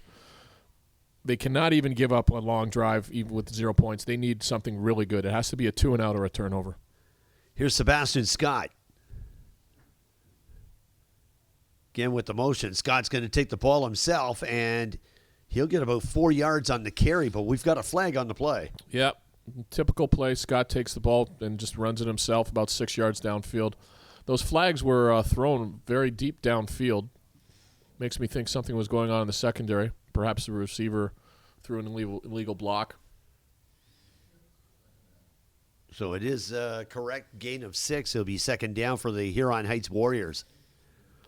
Warriors have seen a lot of history over the years and some great running backs going all the way back to 2005 when we saw that Wishbone and we saw Ezra Millington among many others. Oh, yeah. Unbelievable talent at the time and played before several thousand fans at Rogers Center. Yeah, actually on that play, the penalty was on St. Matthews. Too many men on the defense, so it was a 1st down for Huron Heights.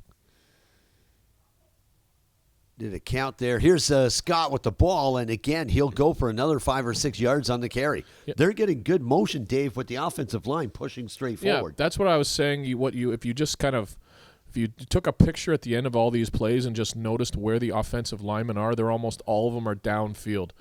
They're sustaining their blocks. They're pushing the D-line back. The D-line is ending up downfield with the O-line every time, and they're just winning the war, and that's where these games are won, on the line of scrimmage.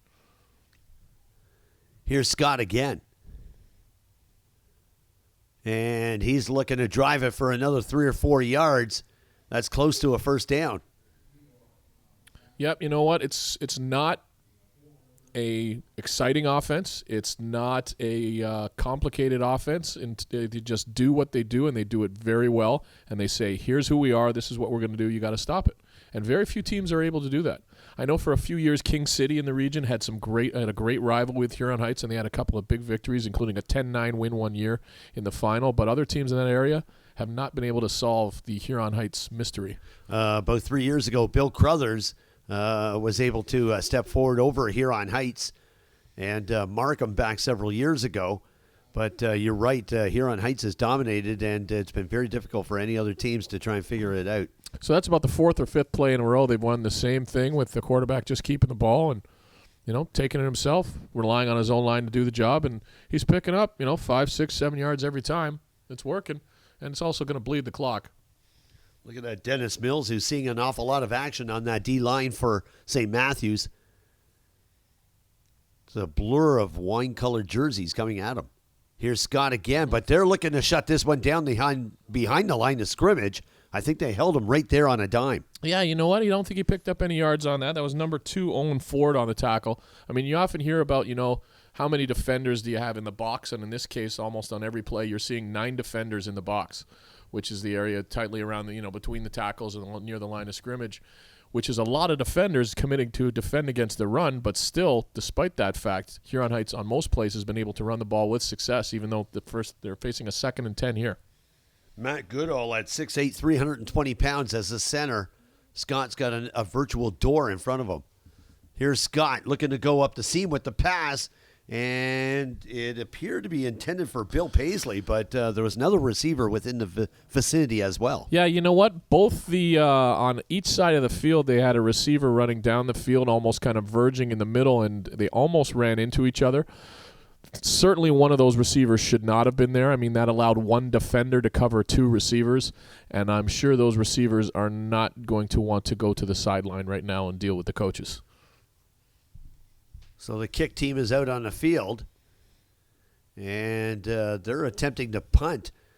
I was expecting a field goal attempt from Andriacci from the 35. Yeah, it would only have been about 42 yards, and there's absolutely no wind today. Well, they set it up, so here's the difference, and that's Jaden Thompson. He's got the ball. He goes wide on the play. We've got a flag as the Thompson goes out of bounds at the appeared to be the 17-yard line. Yeah, it was a fake kick. There was a direct snap, and there was the runner, Thompson, took it, went around right to left. Needed 10 yards, picked up about 15 or 16, but there was a flag thrown early on. The Huron Heights coaching staff, I could hear their anger from all the way up here on the 7th level at Tim Hortons Field. Wow. But would they do that again, Dana? Oh, no doubt. It'll happen again because repetition has to be ingrained in high school students. Yeah. I'll wager you $1 they're not going to fake that again on 3rd and 20 here. But they're calling a timeout. So I believe there's an injured player here. That gives us an opportunity to recognize everyone on the board of directors for OFSAA and the OFSAA Bowl Football Series, led by OFSAA football directors Jim Barbeau, Peter Morris, chairman of the board Dan Domenico, among many others, Chick Kennedy, Dan Del Mastro, Bruce Dice, Brian Gaw, yourself, Dave Morrissey, Mark Surya, John Metcalf, Campbell Blake, Erica Phillips. These are all people that have done an outstanding job at putting it all together on a yearly basis and have been on the committee for many, many years. Yeah, you know what? It's a really good group. I was fortunate enough to join the committee, I believe, 5 or 6 years ago, and that's only because I've had some really good principals. My current principal right now, his name is Dan Compagnon. He went to Laurier when I was there. He played D-line, and to have a principal that would allow me to assist OFSAA for 3 days here and perform some duties here and to get a supply teacher for me on 3 days I'm very appreciative of, and so thank you very much, Dan. Yeah, good plug in there for the principal of St. Francis Xavier High School in Mississauga. Outstanding. You're still living in the Georgetown area, right? Yes, I am. Been Fantastic. in Georgetown for a while, teaching in Mississauga. The kick, it comes to the 25-yard line, and the St. Matthews kick returner goes out of bounds on the play. That was number 21, Sean Carey. Yeah, that's one of the first times we've seen a little bit of life from the St. Matthews special teams. Punt returner picked up about a 15-yard return there down the sideline. Decent field position at their own 37. Just under 6 minutes left in the quarter. St. Matthews has run out of time to make a difference in this game. I mean, I'm trying to think. Have they crossed midfield yet, Dana? If they have, it's been a blur. Yeah, and if they have, it was just barely and it was short-lived. I don't think they've crossed midfield, and they've gotten the ball a few times, only about 15 yards away from midfield. So that's an indictment of their offensive inability so far. Here's Gervais with the ball. Uh-oh. And he hands off. This is lovely Shabanda. And Shabanda is running around looking for an opening, and he throws the ball away.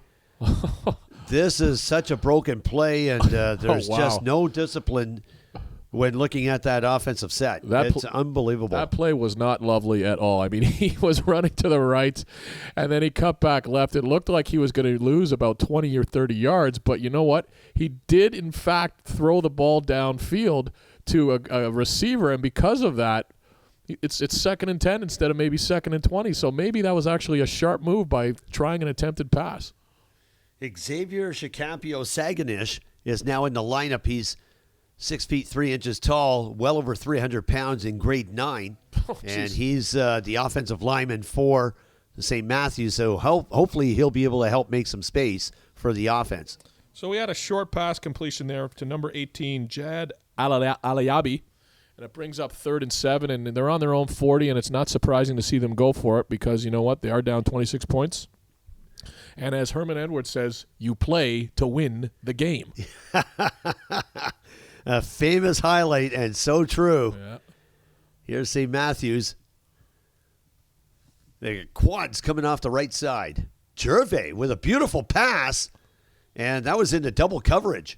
Yeah, you know what? The Huron Heights defender, number 21, Julian Curia, we've called his name a few times. He stepped in front of that and broke it up. So now Huron Heights is going to take over again on the 37-yard line deep in St. Matthews territory. Yeah, that Herman Edwards quote I love, but my favorite one was the Mike Singletary press conference. Remember that one? Oh, I do. And I couldn't get by all the steam around that. Yeah, can't win with them. Can't do it. Oh, I just love that. I just play that one over and over and over again. Can't coach him. Can't win with him. Can't do it. I still like the one where the coach jumped into the press conference and jumped in behind the podium. It was the Michigan coach for the women's basketball team, yeah. And it was all about offensive rebounds. Yep. That was a good one. I like the one, too, the Oklahoma State football coach a few years ago, too. He was about, don't write stuff in the media about my player. Come after me. I'm a man. I'm 40. That's right. That's right. He is. He's a man, and he's 40. Boy, you talk about frustration, and it all coming out in a press conference. Yeah, I had one episode once in high school. I was really angry at my players because they were having a breakdancing contest instead of getting ready for the game. And I went into the locker room, threw a tirade, threw some garbage cans around. We came out 21-0 lead at halftime. We lost 27-21, and I know it was my fault because I didn't have a tirade at halftime too. So should have done it again. Should have done it again. On the run again. That's Jericho Dare with the ball. Yeah, it was first down there. Dare picked up about 7 yards. About 6. That was it's now a second down situation. It'll be 2nd and 4, gain of 6 on the play with 3:42 left here in the third quarter of play. Huron Heights leading 26-0. Tailback tight, hand off. And Jericho Dare again going to run it down to the 30-yard line. That's a first down for Huron Heights. Well, you know what? Number 7 came up and made a really good stick, and it's too bad we don't have that individual's name because I think 7 has been their best defensive player. He's been around the ball an awful lot. He's been one player that certainly St. Matthews has counted on to stop the run. And certainly Huron Heights, when looking at the numbers, has amassed an awful lot of offense from the run. Yep. Here we go. First down and 10 from the 30. Oop. Scott's going to keep it himself, go off tackle. He sees the opening. He brings it down to the 18-yard line.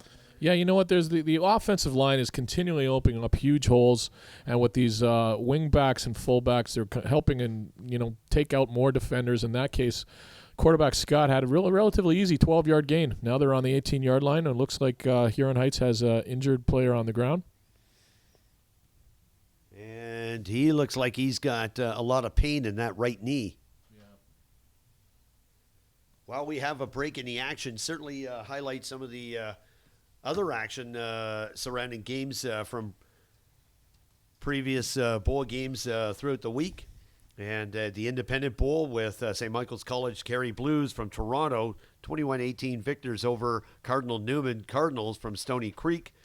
Holy Trinity Titans from Curtis, Ontario, defeating Peterborough Crestwood Mustangs 28-23.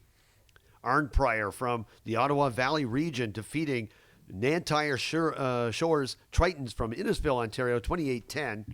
Lorne Park Spartans, 29. Jacob Hespeler, 25. Jacob Hespeler from the Cambridge region. And that was a come-from-behind victory. Yeah, that was my favorite game of the week so far. Richview Saints hammered Michael Power Trojans 52-0 in the 36 Metro Bowl. And Holy Names Knights with a come-from-behind victory. A very exciting game at that. One of the most exciting of the 9 bowl game schedule we've had. 21-17. And St. Thomas More Knights of Hamilton defeating Welland Notre Dame Fighting Irish 57-7. That was in a televised game last night. This morning we saw Winston Churchill from Thunder Bay beat North Bay West Ferris 36-14. Yeah, you know what? The games have been really exciting so far for the most part. And I would say, In terms of the players, the guy was the most impressive was the running back for St. Thomas More, Chris Ike. I can't say enough about this kid and his abilities. I saw them play Holy Trinity a couple weeks ago. Holy Trinity was an undefeated team. They easily won Halton Catholic. And Holy Trinity was up on them for a while. They were up 18-14, but they lost 58-18. And I was at that game. I saw that running back, Ike, run for 500 yards. 500 yards and 6 touchdowns. In terms of an individual and his ability, he's easily been the star performer of the 3 days here. I know every school in the country would love to have him. He's a special talent, and when asked where he's going next season, the talk is about University of Connecticut, but fact is he still has to get through registration and admissions, and so that could be a major hurdle for him. Spoke to someone apparently who's writing his SATs this weekend. I hope they go really well for him. Huron Heights continues with the ground game, and they'll push it down to the 5-yard line. Another first down for the Huron Heights Warriors. And it's interesting what they do before the game, eh? I mean, if you're not, they have a little pregame ritual. They have this blow-up helmet, and they have the Warriors music from that 1970s, I guess, horror movie, The Warriors, or gang movie. It's quite an interesting show they put on before the game. Yeah, it's a show, all right. Scott with the ball, looking to go to the end zone. That's a touchdown. Sebastian Scott and the Huron Heights Warriors put up another 6 points on the board. Yep, you know what? They're making this look easy. I mean, again, it's not the most exciting offense to watch, but so what if you're scoring points, right? It's all about gaining yards, moving the ball down the field, and they're doing it with relative ease. So that's going to make it 32-33 pending the outcome of the kick here. And I really don't know what to say about St. Matthews. They've came in with a certain bit of a reputation, not just this year but last year in terms of their abilities, and they've really shown us very, very little on either side of the ball or on special teams. They set up for the convert. Here's Andriacci. And goes through the uprights. He's good. Yeah, and there was at least 3 defenders well offside on that, and yet they still didn't come anywhere close to blocking the kick. So this will probably be yards applied on the kickoff. The minute and a half left, and now the lead extended to 33-0. It's a tough go for the Ottawa St. Matthews Tigers. Meanwhile, Sebastian Scott with 2 touchdowns in the game, and the distribution has been there for offense as far as Huron Heights goes. A number of players have figured in on the scoring. Yeah, you know what? A lot of guys are getting the touchdowns. The offense primarily led by the quarterback. He's getting the ball most of the time, but when it comes to the touchdowns, there's been some distribution. I mean, with Huron Heights, again, we're talking about a team that comes from a small league. They only played 5 regular season games. And they're a very, very good team. Sometimes people question their opposition and who they play. But you really can only play who's in front of you, who's on your schedule. You really can't dictate that. So I think they're trying to make a statement here today. St. Matthews is well respected. And by beating this team handily, I think a lot of people are going to gain even more respect for Huron Heights. The kick to the 20-yard line. Here's the return for St. Matthews. This is number 13, Enoch Inika. And he'll bring it out to the 32-yard line. First down and 10 for the Ottawa St. Matthews Tigers. Yeah, I think that was Sean Rocher on the tackle, number 53. We haven't called his name yet. I thought that kick returner actually had a hole. I thought he had some space. I thought he might break it, but that was taken away from him really quickly. One thing about Huron Heights, talking about their defense, and we've mentioned that several times, the way that they're able to shuffle and move as a team from side to side to cover, it's almost like a wall you're running into. Yeah, you know what? Again, there's not a lot of players on. There's a few, but there's not a lot of players on that team that are being highly recruited. But again, just they're playing well as a team. They're similar to Welland Notre Dame in terms of that's a team that has 1 or 2 guys that people really like, but they just well coached, well disciplined, play well together. Got Mike Gray make a good tackle there, and the ball carrier lost about 5 yards on that play. So St. Matthews is in trouble again. Lovely Shabanda, just nowhere to go, nowhere to hide. Gang tackled and led by Mike Gray on the play. Yep, you know what? I'm almost at a loss for words in terms of St. Matthews here. They're really just even the body language of some of the players looking down there. This is a team that came in just looking at some of the players before the game. A lot of strut, a lot of swagger. they came in with some confidence, and it's been taken away from them. Got trips coming off the right side. Here's Gervais. Season opening. He's being chased out of the What a pocket. hit. The pass, but what a hammering. What a beautiful hit. Yeah, that was number 20, Colin Staten. The quarterback threw the ball downfield. It would have been about a short 3 or 4 yard completion, but Colin Staten come in and leveled him, knocked the ball out of the receiver's hands, and it's going to bring up a 3rd and long. How do you hold the ball when you're about to get hit by a Mack truck like that? I don't know. It's very, very difficult. Very, very difficult. I'm glad I don't have to do that anymore. I'm well past those years. Yeah. But I played on a high school team that never even threw the ball. That was a problem. I was a wide receiver. I was a skinny wide receiver that couldn't block. Somehow I got overlooked in the recruiting process. I don't understand how that's possible. Yeah. Well, 3rd down. Here's the punt. And directly to Jaden Thompson. Nice Thompson's move. looking to go wide, and he falls at center, and that's on his own accord. Well, actually, you know what, Dana? He got tripped up by number 7 there. We finally have the young man's name, Akeem Mizador. He tripped him up. Otherwise, I think he might have been able to go the distance. A little too much of a celebration, I think, by Mizador after that. I mean, you are down 33-0, so I think you always need to keep your eye on the scoreboard before you start with the demonstrative celebrations. Yeah, something to celebrate about, that's for sure. Despite the fact you're down 33-0, you need to cheer about something. Yeah, it's true. And but again, joking a little bit there about that young man, but he has had a good game today. He's made some key tackles. If everyone else was playing as well as he was, the score would be a lot closer than it is. Sebastian Scott comparing notes with the sideline. And no doubt there's a lot of control from the sidelines when it comes to running offensive sets. Now, this would be weird. We're at the start of the 4th quarter here. But I believe, yes, you know what? This is the 3rd time now St. Matthews has called a timeout at the start of a drive. I mean, to me, there's something going on wrong there with communication. When you're setting in your offense or your defense, they should be ready to go. You shouldn't have to call a timeout just to convey to them what play you have called or what defensive alignment you have called. Really making poor use of their timeouts. Not that they're necessarily going to need them later in a 33-0 game, but still, you know what I'm talking about, Dana. I sure do. And Sebastian Scott coming back into the lineup. Also coming into the lineup is Christian Polani, who checks in. He's 6'4", 210 pounds. As a receiver. Got some big boys out there. Here's Scott. One back. A lot of motion. Handoff. Jaden Thompson with the ball, and he's taken down behind the line of scrimmage. Yeah, that was number 49 for St. Matthews. We haven't called his name yet. Jerry Theodore got some good penetration in the defensive backfield and made a great tackle about 6 yards deep. Dana, you're referring to the height and the size of some of these guys. The thing with football players, sometimes their size is exaggerated. People exaggerate their weight, exaggerate their height. It's very Trump-like in terms of, some of their, the way they would describe themselves. Jerry Theodore in on containment, and it's unfortunate we haven't seen more of those type of plays by St. Matthews throughout the course of the game.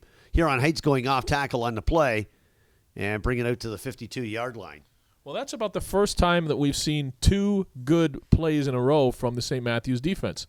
That time they shut it down again. There was no gain on that play. That was, I believe, Lovely Shabanda was on defense there, and that was a lovely tackle that young man made. And now we're bringing up a 3rd and long, and Huron Heights hasn't had that maybe only one other time today, and that was because of a couple of penalties. It's finally because of a good defensive effort this time. Yeah, we're into the 4th quarter here. And getting ready to punt the ball. Here's Huron Heights. Running time, and that's a beautiful punt. Best kick what of a the day. Spiral. And it'll bounce just inside the line. Here's the return for St. Matthews.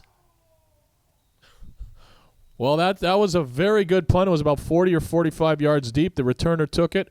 Thought it was going to go out of bounds. He tried to cut across the field and lost an additional 5 yards. I could tell, we could hear actually the St. Matthews coaches in the booth next door groan out of frustration because the young man lost about 5 or 7 yards on his return. Enoch Inika in on the return for Ottawa St. Matthews, and they'll bring the ball out to the 13-yard line. It'll be 1st and 10 for the Tigers. Yep, they're facing another long field. I think we've said that a lot today. I don't think we've seen them advance over their own 40 or 45-yard line. It would be nice to see them have some success here. Here's Gervais. 2x2 set coming off the line. Gervais looking to throw. And just beyond the receiver on the play. Yep, you know what? The play took a little while to develop, but the quarterback had enough time. He rolled right. He had two receivers downfield. One was just a little bit open. He overthrew him a little bit, though. You know, it's sometimes very difficult, especially for young quarterbacks, to be able to teach them to throw on a run. I don't know what they have in store for this next play. I think if they have something rather unusual they haven't shown yet today, I think it would be a good time to bring it out right now. Jadalabi was the intended receiver on the play. Second down situation. Ball placed on the 18. And Gervais being chased out of the pocket. A lot of pressure. That's a quarterback sack. Yeah, you know what? He fumbled the ball earlier in the play, picked it up, and then he started to run for his life, and he was tackled by Mike Gray for a huge loss, about a 16-yard loss all the way back to the 2-yard line. Mike Gray's having a great game here in the fourth. Yeah, you know what? I've seen Mike Gray play for a couple of years now. He was also at the Red-Black event last year that they have in Guelph for the Canada Cup tryouts, and he's a young man that's been really, really impressive. He's another grade 12 student that has already basically indicated that he's very much likely going to be coming back for, we call it a victory lap, a fifth year. You know, that's always a decision. Sometimes I wonder about athletes if they have the marks. I think they should be ready to go to university, but some players just want a little more time. They want to spend some more time in high school, maybe win another championship, maybe take a few additional courses. And you know what? From a coaching perspective, I got to admit, I liked when my guys came back for a fifth year because if I got a good player, I want to hang on to him for a long time. Well, the Huron Heights with 10 players in the lineup that are fifth year. Gervais going to take a knee. I remember in 1 year where I won a ROPSA championship, I had a team littered with fifth-year players, and some of them went on to play CIS ball. Brian Quason, Chris Vianides, Adrian Duchak, Chris Greaves, who actually ended up playing in the pros too, Corey Fernandez, and that championship wouldn't have happened with a number of fifth-year guys. Yeah, you need that senior leadership in your lineup. Certainly has been the case with many of the teams that have won bowl games here over the past 3 days. And certainly the case with Huron Heights here today. Yeah, and you know what? And some of the young men that played for me actually coached with me this year at St. Francis Xavier. I had 6 former guys, former players of mine coach for me. It was a really cool experience watching these guys. They're all about 29 to 32 years old, kind of run the show. And especially I would laugh sometimes when they talk about the youth of today and how they're softer than when they were. And it's the old complaint that we all make when we get old, right? We talk about the young people don't appreciate things and they're not as tough as we were. And it was funny seeing some guys I used to coach acting like the grumpy old man that maybe I've become. 35-0, Huron Heights leading St. Matthews. Scott on the handoff, Nice. looking to take advantage of a huge gap, and they bring it out to over the 50-yard line. That's a first down for the Warriors. Yeah, that was Jericho Dare that got the ball again. Quick handoff to the fullback. He found the hole, and he went upfield, picked up about 15 yards. And they're not huddling. They're ready to go again. They want more. They're licking their chops on the play. Here's Scott. Again, with same type motion. Nice fake. And he's going to take it himself, and he was brought down from behind. That was Akeem Amador in on the play, and Amador has to be considered defensive player of the game for St. Matthews. He's figured in on most of the tackles. Yeah, he's made a lot of the tackles today. I mean, that was a good tackle from behind that got the man down. I mean, I really thought Scott was going to maybe break that for a touchdown. So good on the young man to limit that to a 5-yard gain. Amador playing a linebacker position. Here's Scott. Again with motion. And they're going to fake, and they're going to go with the pitch. Okay, so that play they've run now 3 times. We call it the triple option. You open up. You initially could give it to the fullback. The quarterback could keep it and go around the end, or the quarterback could go around the end and pitch it to the halfback. We saw all 3 versions of that, Dana, on 3 back-to-back plays, all 3 options of the triple option. And that's the bread and butter of the Huron Heights Warriors. They've run it for several years, and it's become a trademark of the entire offensive set or offensive unit of Huron Heights. It's very difficult to defend. You have to really teach your defenders certain responsibilities in each case. Chase Thompson again, only this time they're going to go through the gap. Big hole. And Scott's got it down to the 30-yard line of St. Matthews Tigers, and we got flags all over the place. Yeah, that was a 14-yard run with flags all over at the end. I'm just going to assume maybe there was a face mask in there. I'm not really sure, but that seems like the most likely call.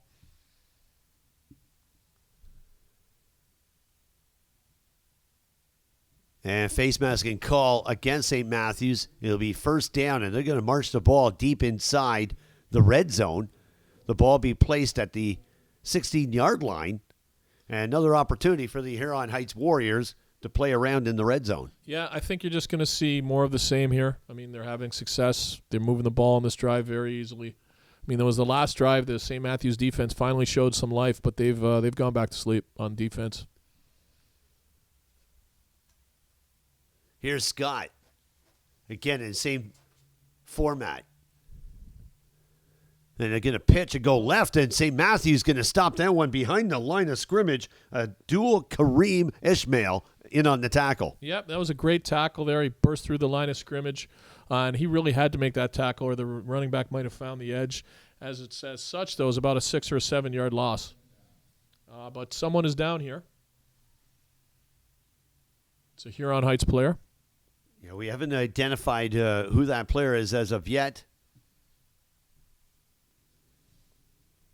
No doubt he's in a lot of pain. Yeah, so you talked about these bowl results, and probably one of the most interesting games, as I've alluded to a couple of times, was the Lauren Park Jacob Hespler game. Lauren Park initially got off to a big lead. Hespler stormed back, took the lead.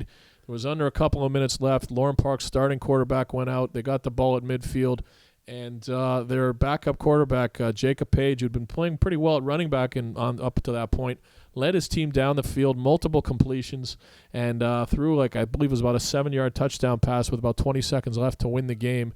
And it was quite a thrilling ending, especially because Lauren Park actually had some visitors, a family from Windsor that were at the game, and it's a really interesting story. Lauren Park played an exhibition game at the start of the year. They met a family in Windsor, and this family was staying at the hotel. Their home was destroyed by fire. And so they struck up a friendship with him. They had 2 little boys, and one of the little boys is in and out of the hospital.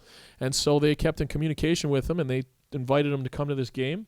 They paid for their way here. They got him tickets. They gave him Lauren Park jerseys, Lauren Park helmets. They had VIP passes, and the family got to be on the sideline with the team and experience that thrilling come-from-behind victory. It was like a Hollywood ending. It was. I'm not a Lauren Park fan because I coached against them, and I've only ever beaten them once in my coaching career.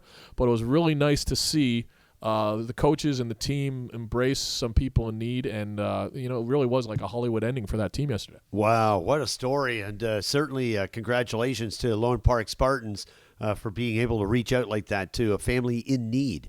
And, to have them on the sidelines of a high school game like this and the magnitude that they're playing in a professional sport facility like this is unbelievable. So certainly congratulations to the entire Lauren Park football team, including the coaching staff. Yeah, and you know what? It was, definitely in that game, I didn't have a rooting interest because each staff actually had a former Laurier Golden Hawk on the staff. It's for Jacob Hespler, it was Anthony Maggiacomo, and for Lauren Park, it was Kyle Ardle.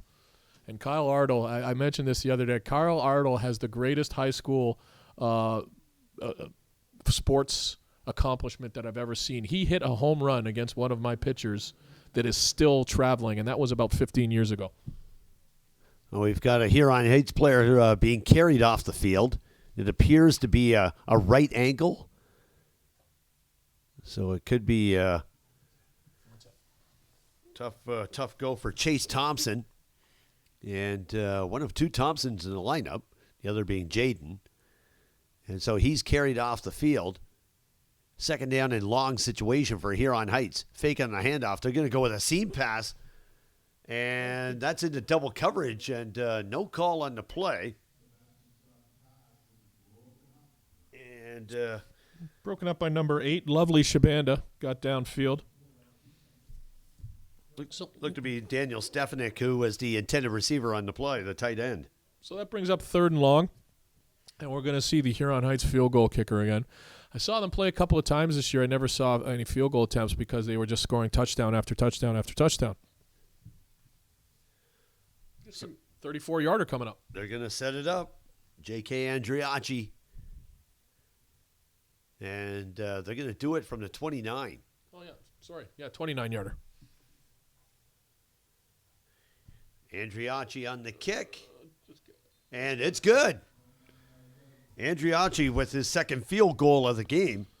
Yeah, it didn't clear the bar by much, but he got it through. That's all that really matters. And now we have a score of 38-0.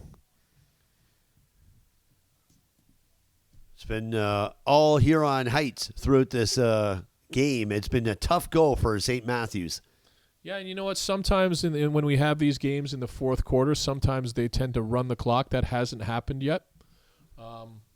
Ultimately, I think they talk to both coaches, to see if they want that to happen. Some coaches want that to happen. Other coaches don't. I know if I was losing by a lot near the end of the game, I'd want to get off the field as quickly as I could.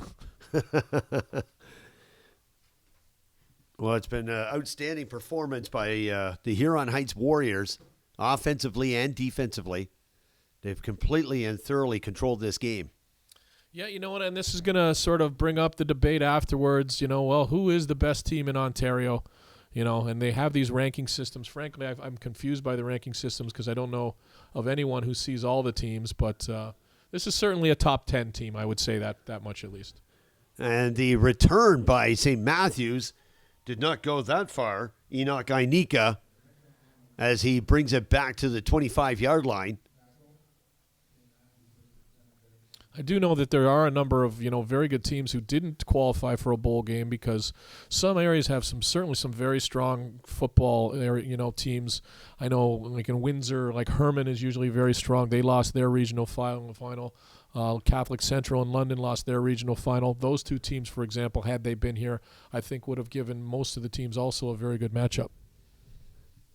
So 1st and 10 for St. Matthews. Ball officially on the 24. 5:14 and counting left here in the Simcoe Bowl matchup. And Huron Heights Warriors are going to stop it right there at the line of scrimmage. Yeah, lovely Shabanda had the ball there, and Cole Evans greeted him at the line of scrimmage and knocked him backwards for no gain.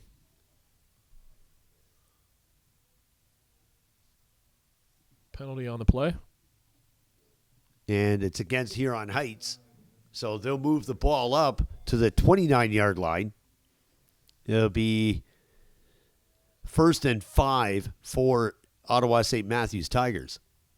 Yeah, you know what? I mean, if you're looking at something St. Matthews could try here, I would try a deep pass attempt here. They're not going to get down the field 5 yards at a time. They got to try and look for a big play here. Here's Gervais in shotgun, looking to go outside with the pass in the flat, and comes up with the catch.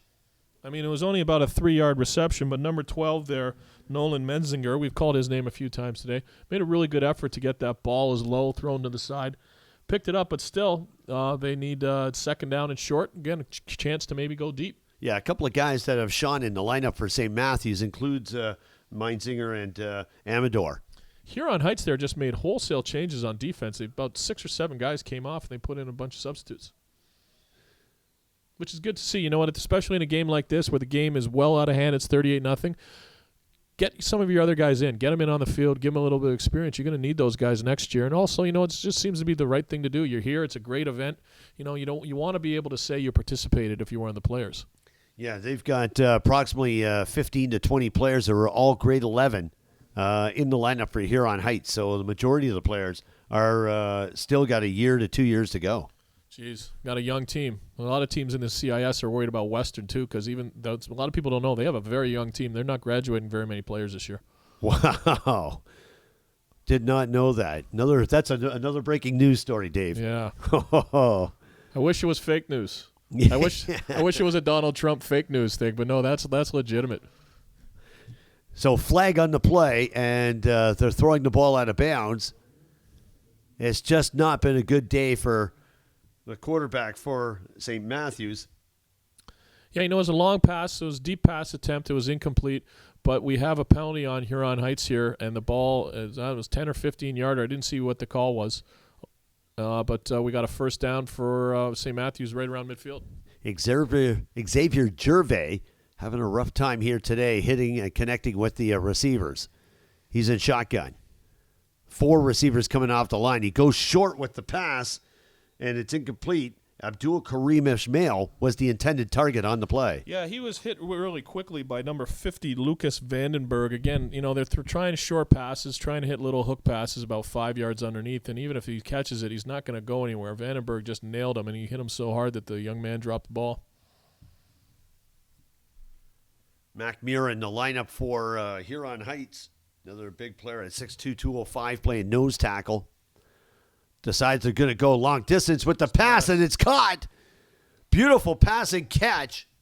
Well, you know what? That was the same play they tried 2 plays ago where he just didn't connect. Receiver on the top of the field, left-hand side, or the far side of the field, ran a fly down the sideline. The quarterback threw it very well, deep, good arc, and hit the receiver in stride, and he advanced to the 15-yard line. Devon Guy, the receiver on the play. So Gervais to Guy, and that moves the ball down to the 15-yard line. It's a 1st and 10 situation for St. Matthews. And this is the first time that we've seen them in a long time in the red zone. Absolutely. They had one wide receiver that was about 5 yards offside. And the pass is caught. That's a touchdown for St. Matthews. Yep, touchdown pass to number 12, Nolan Menzinger. I think it's fortunate for the team that the flag wasn't thrown on a receiver on the other side of the field who got a head start. Didn't really factor into the play at all. But good to see St. Matthews get on the board. They'll set up for the convert. I think they're going to go for 2, Dana. The quarterback is over here talking to the coach. I think, you get to this point in the game and you finally score. You're not going to be satisfied with 7. You want to see if you can get 8. Plus, doing the math, if they got 5 touchdowns with 2-point conversions each time, they could take the lead. So maybe that's what they're thinking. And that's exactly the case. Gervais coordinating things, calling the audibles outside with the pass, and it's just not going to be complete. Yeah, there was some miscommunication there. Gervais was thrown clearly like an out. The receiver went really deep, too far back in the end zone. Maybe he was going to run a comeback, but that ball was about 5 to 10 yards away from the receiver. Not sure if that was Devin Guy or Alex Verlaine who was the intended target on the play, but certainly they went for the 2-point attempt. It did not come to fruition, and we've got a 38-6 ball game with 2:51 left here in this Simcoe Bowl. Yeah, and I think we probably will see an onside kick coming up. You know what? If you've just had some success offensively, why not try and get the ball back again? Right? We're not seeing kickers generally with the legs to kick it 50, 60 yards deep anyway. You might as well go for an onside kick, and if you give up a little bit of field position, so what? You're already down 38-6. I think the possible reward outweighs the risk. Yeah, one thing that they would like to do is play for respect and certainly cap off the ball game, at least on a high note. Yeah, you know what? I mean, sure, the respect thing is big. If you could get another score, maybe even if you're lucky 2 scores, I mean, the final score matters. At least it does to me. It sure does make a statement. Especially about your players, too, and their character. Are you going to give up or are you going to play to the final whistle? Onside kick, and does it go far enough? St. Matthews players all around the ball. The ball is still in bounds, and Huron Heights picks up the ball. Okay, that was a very bizarre onside kick. It was a right-to-left moonshot. It only went about 8 or 9 yards. It was lying on the ground, and then it started to roll backwards, back towards the kicking team. And eventually a Huron Heights player alertly picked it up. I thought he was going to score. Advanced the ball about 10 yards. Huron Heights is going to take over on the 33, and I guarantee you they are not satisfied with 38 points. You are not going to see them just roll over and make wholesale changes. I think you're going to see them do what they've been doing all game, and that's move the ball very effectively. Jesse McQueen was the player that recovered the ball for Huron Heights, and it gives them field position at the 33-yard line of Ottawa St. Matthews. Here's Scott with the ball. He's going to take it himself. Somebody tagged him high off the helmet. We'll have to take a look at this again. It was Abdul Karim Ismail who touched him on the helmet. I'm not sure if it had any impact, but certainly bringing the ball down to the 31. Actually, Dana, we have a backup quarterback in here. He's wearing number 15. Again, there is no number 15 on the roster, but they have made some changes on offense. So interesting to note that Huron Heights going with a a quarterback, a backup quarterback at that. He pitches outside, and St. Matthews is going to shut that one down behind the line of scrimmage. Yeah, that was Abdul Kareem Ishmael. He's one of two defenders. We've been calling their name all day for St. Matthews. Broke through the line of scrimmage, busted up that pitch play. Then that resulted in a loss of 8 yards. It's going to bring up 3rd and 18, so we're going to see the Huron Heights punting team, I'm sure. Julian Curia was the ball carrier for Huron Heights. Just over 2 minutes left here in this Simcoe Bowl.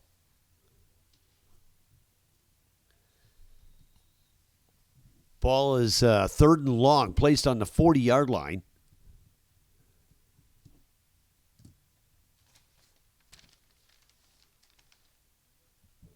And as we see the sunset going down in the west, temperatures are getting a little cooler here at Tim Hortons Field.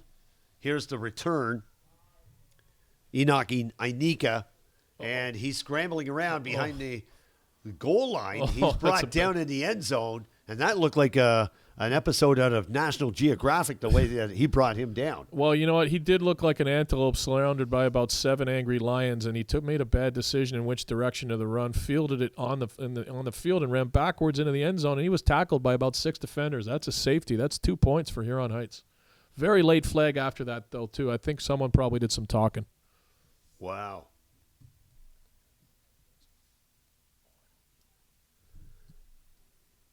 So the flag is on the field. The officials are going to talk this one over. We got several flags on the field. And Greg Aletto talking things over with the other officials. Get a ruling on the play.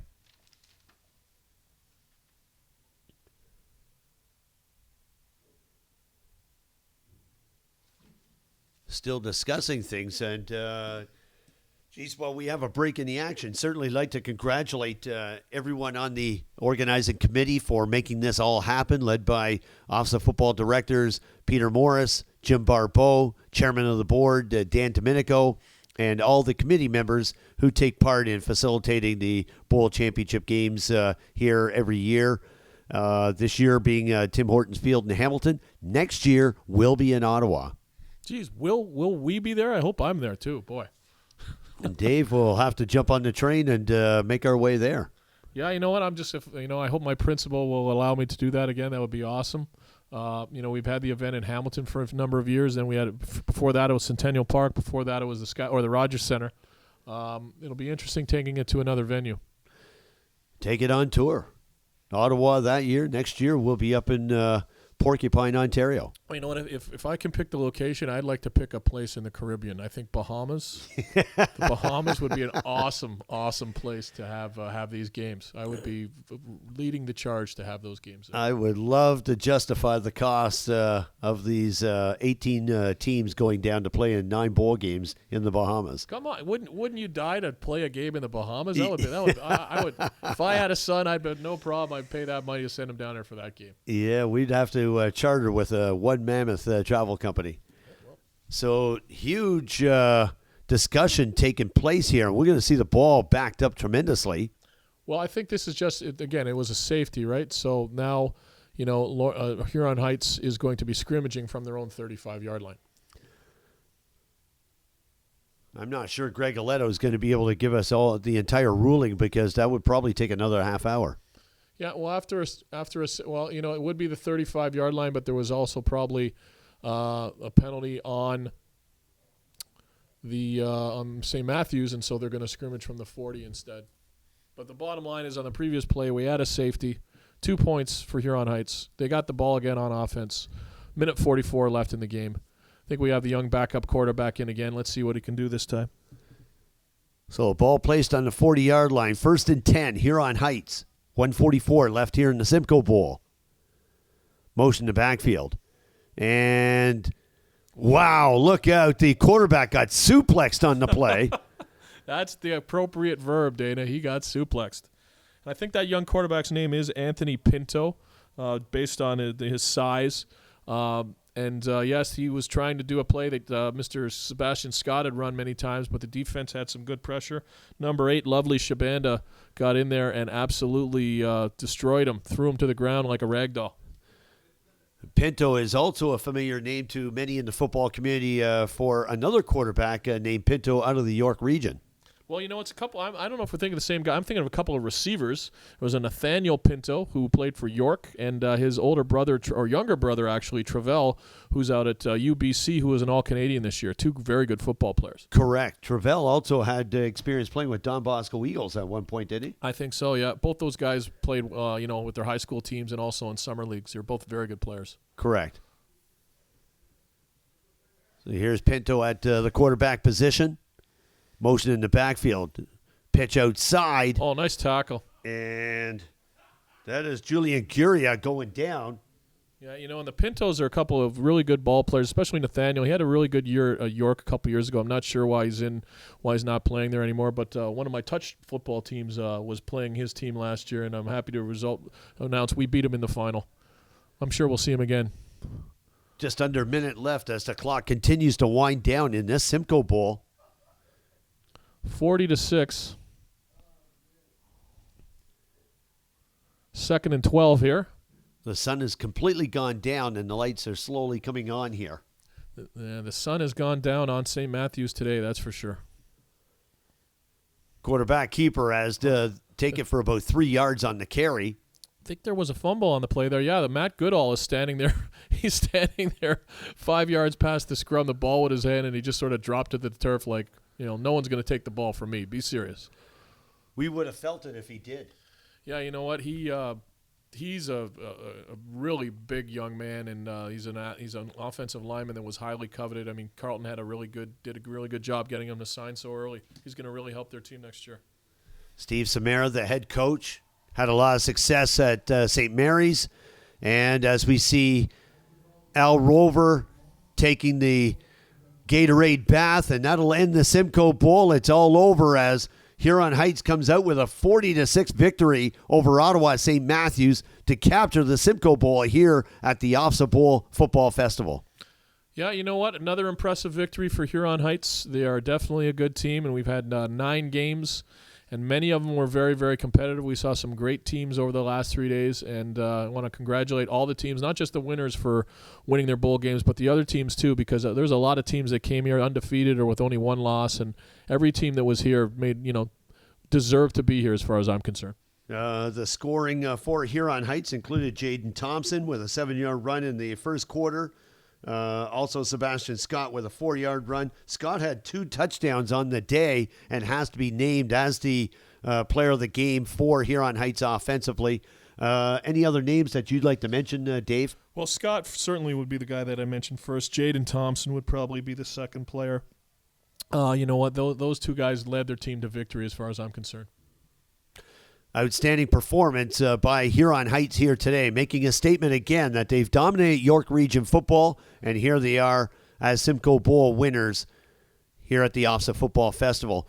We're going to wrap up everything, and certainly want to wish everybody the best of luck with the final football game here played in this country for another season, as we wrapped up with the Vanier Cup and the Grey Cup, now with the OFSAA Bowl Football Festival here at Tim Hortons Field in Hamilton. For Dave Morrissey, I'm Dana McKeel saying so long from Tim Hortons Field. You've been watching an outstanding bowl game here with Huron Heights Warriors winning the Simcoe Bowl 40-6 over Ottawa St. Matthews Tigers. Thank you very much for tuning in. CanadaFootballChat.com. Bye for now.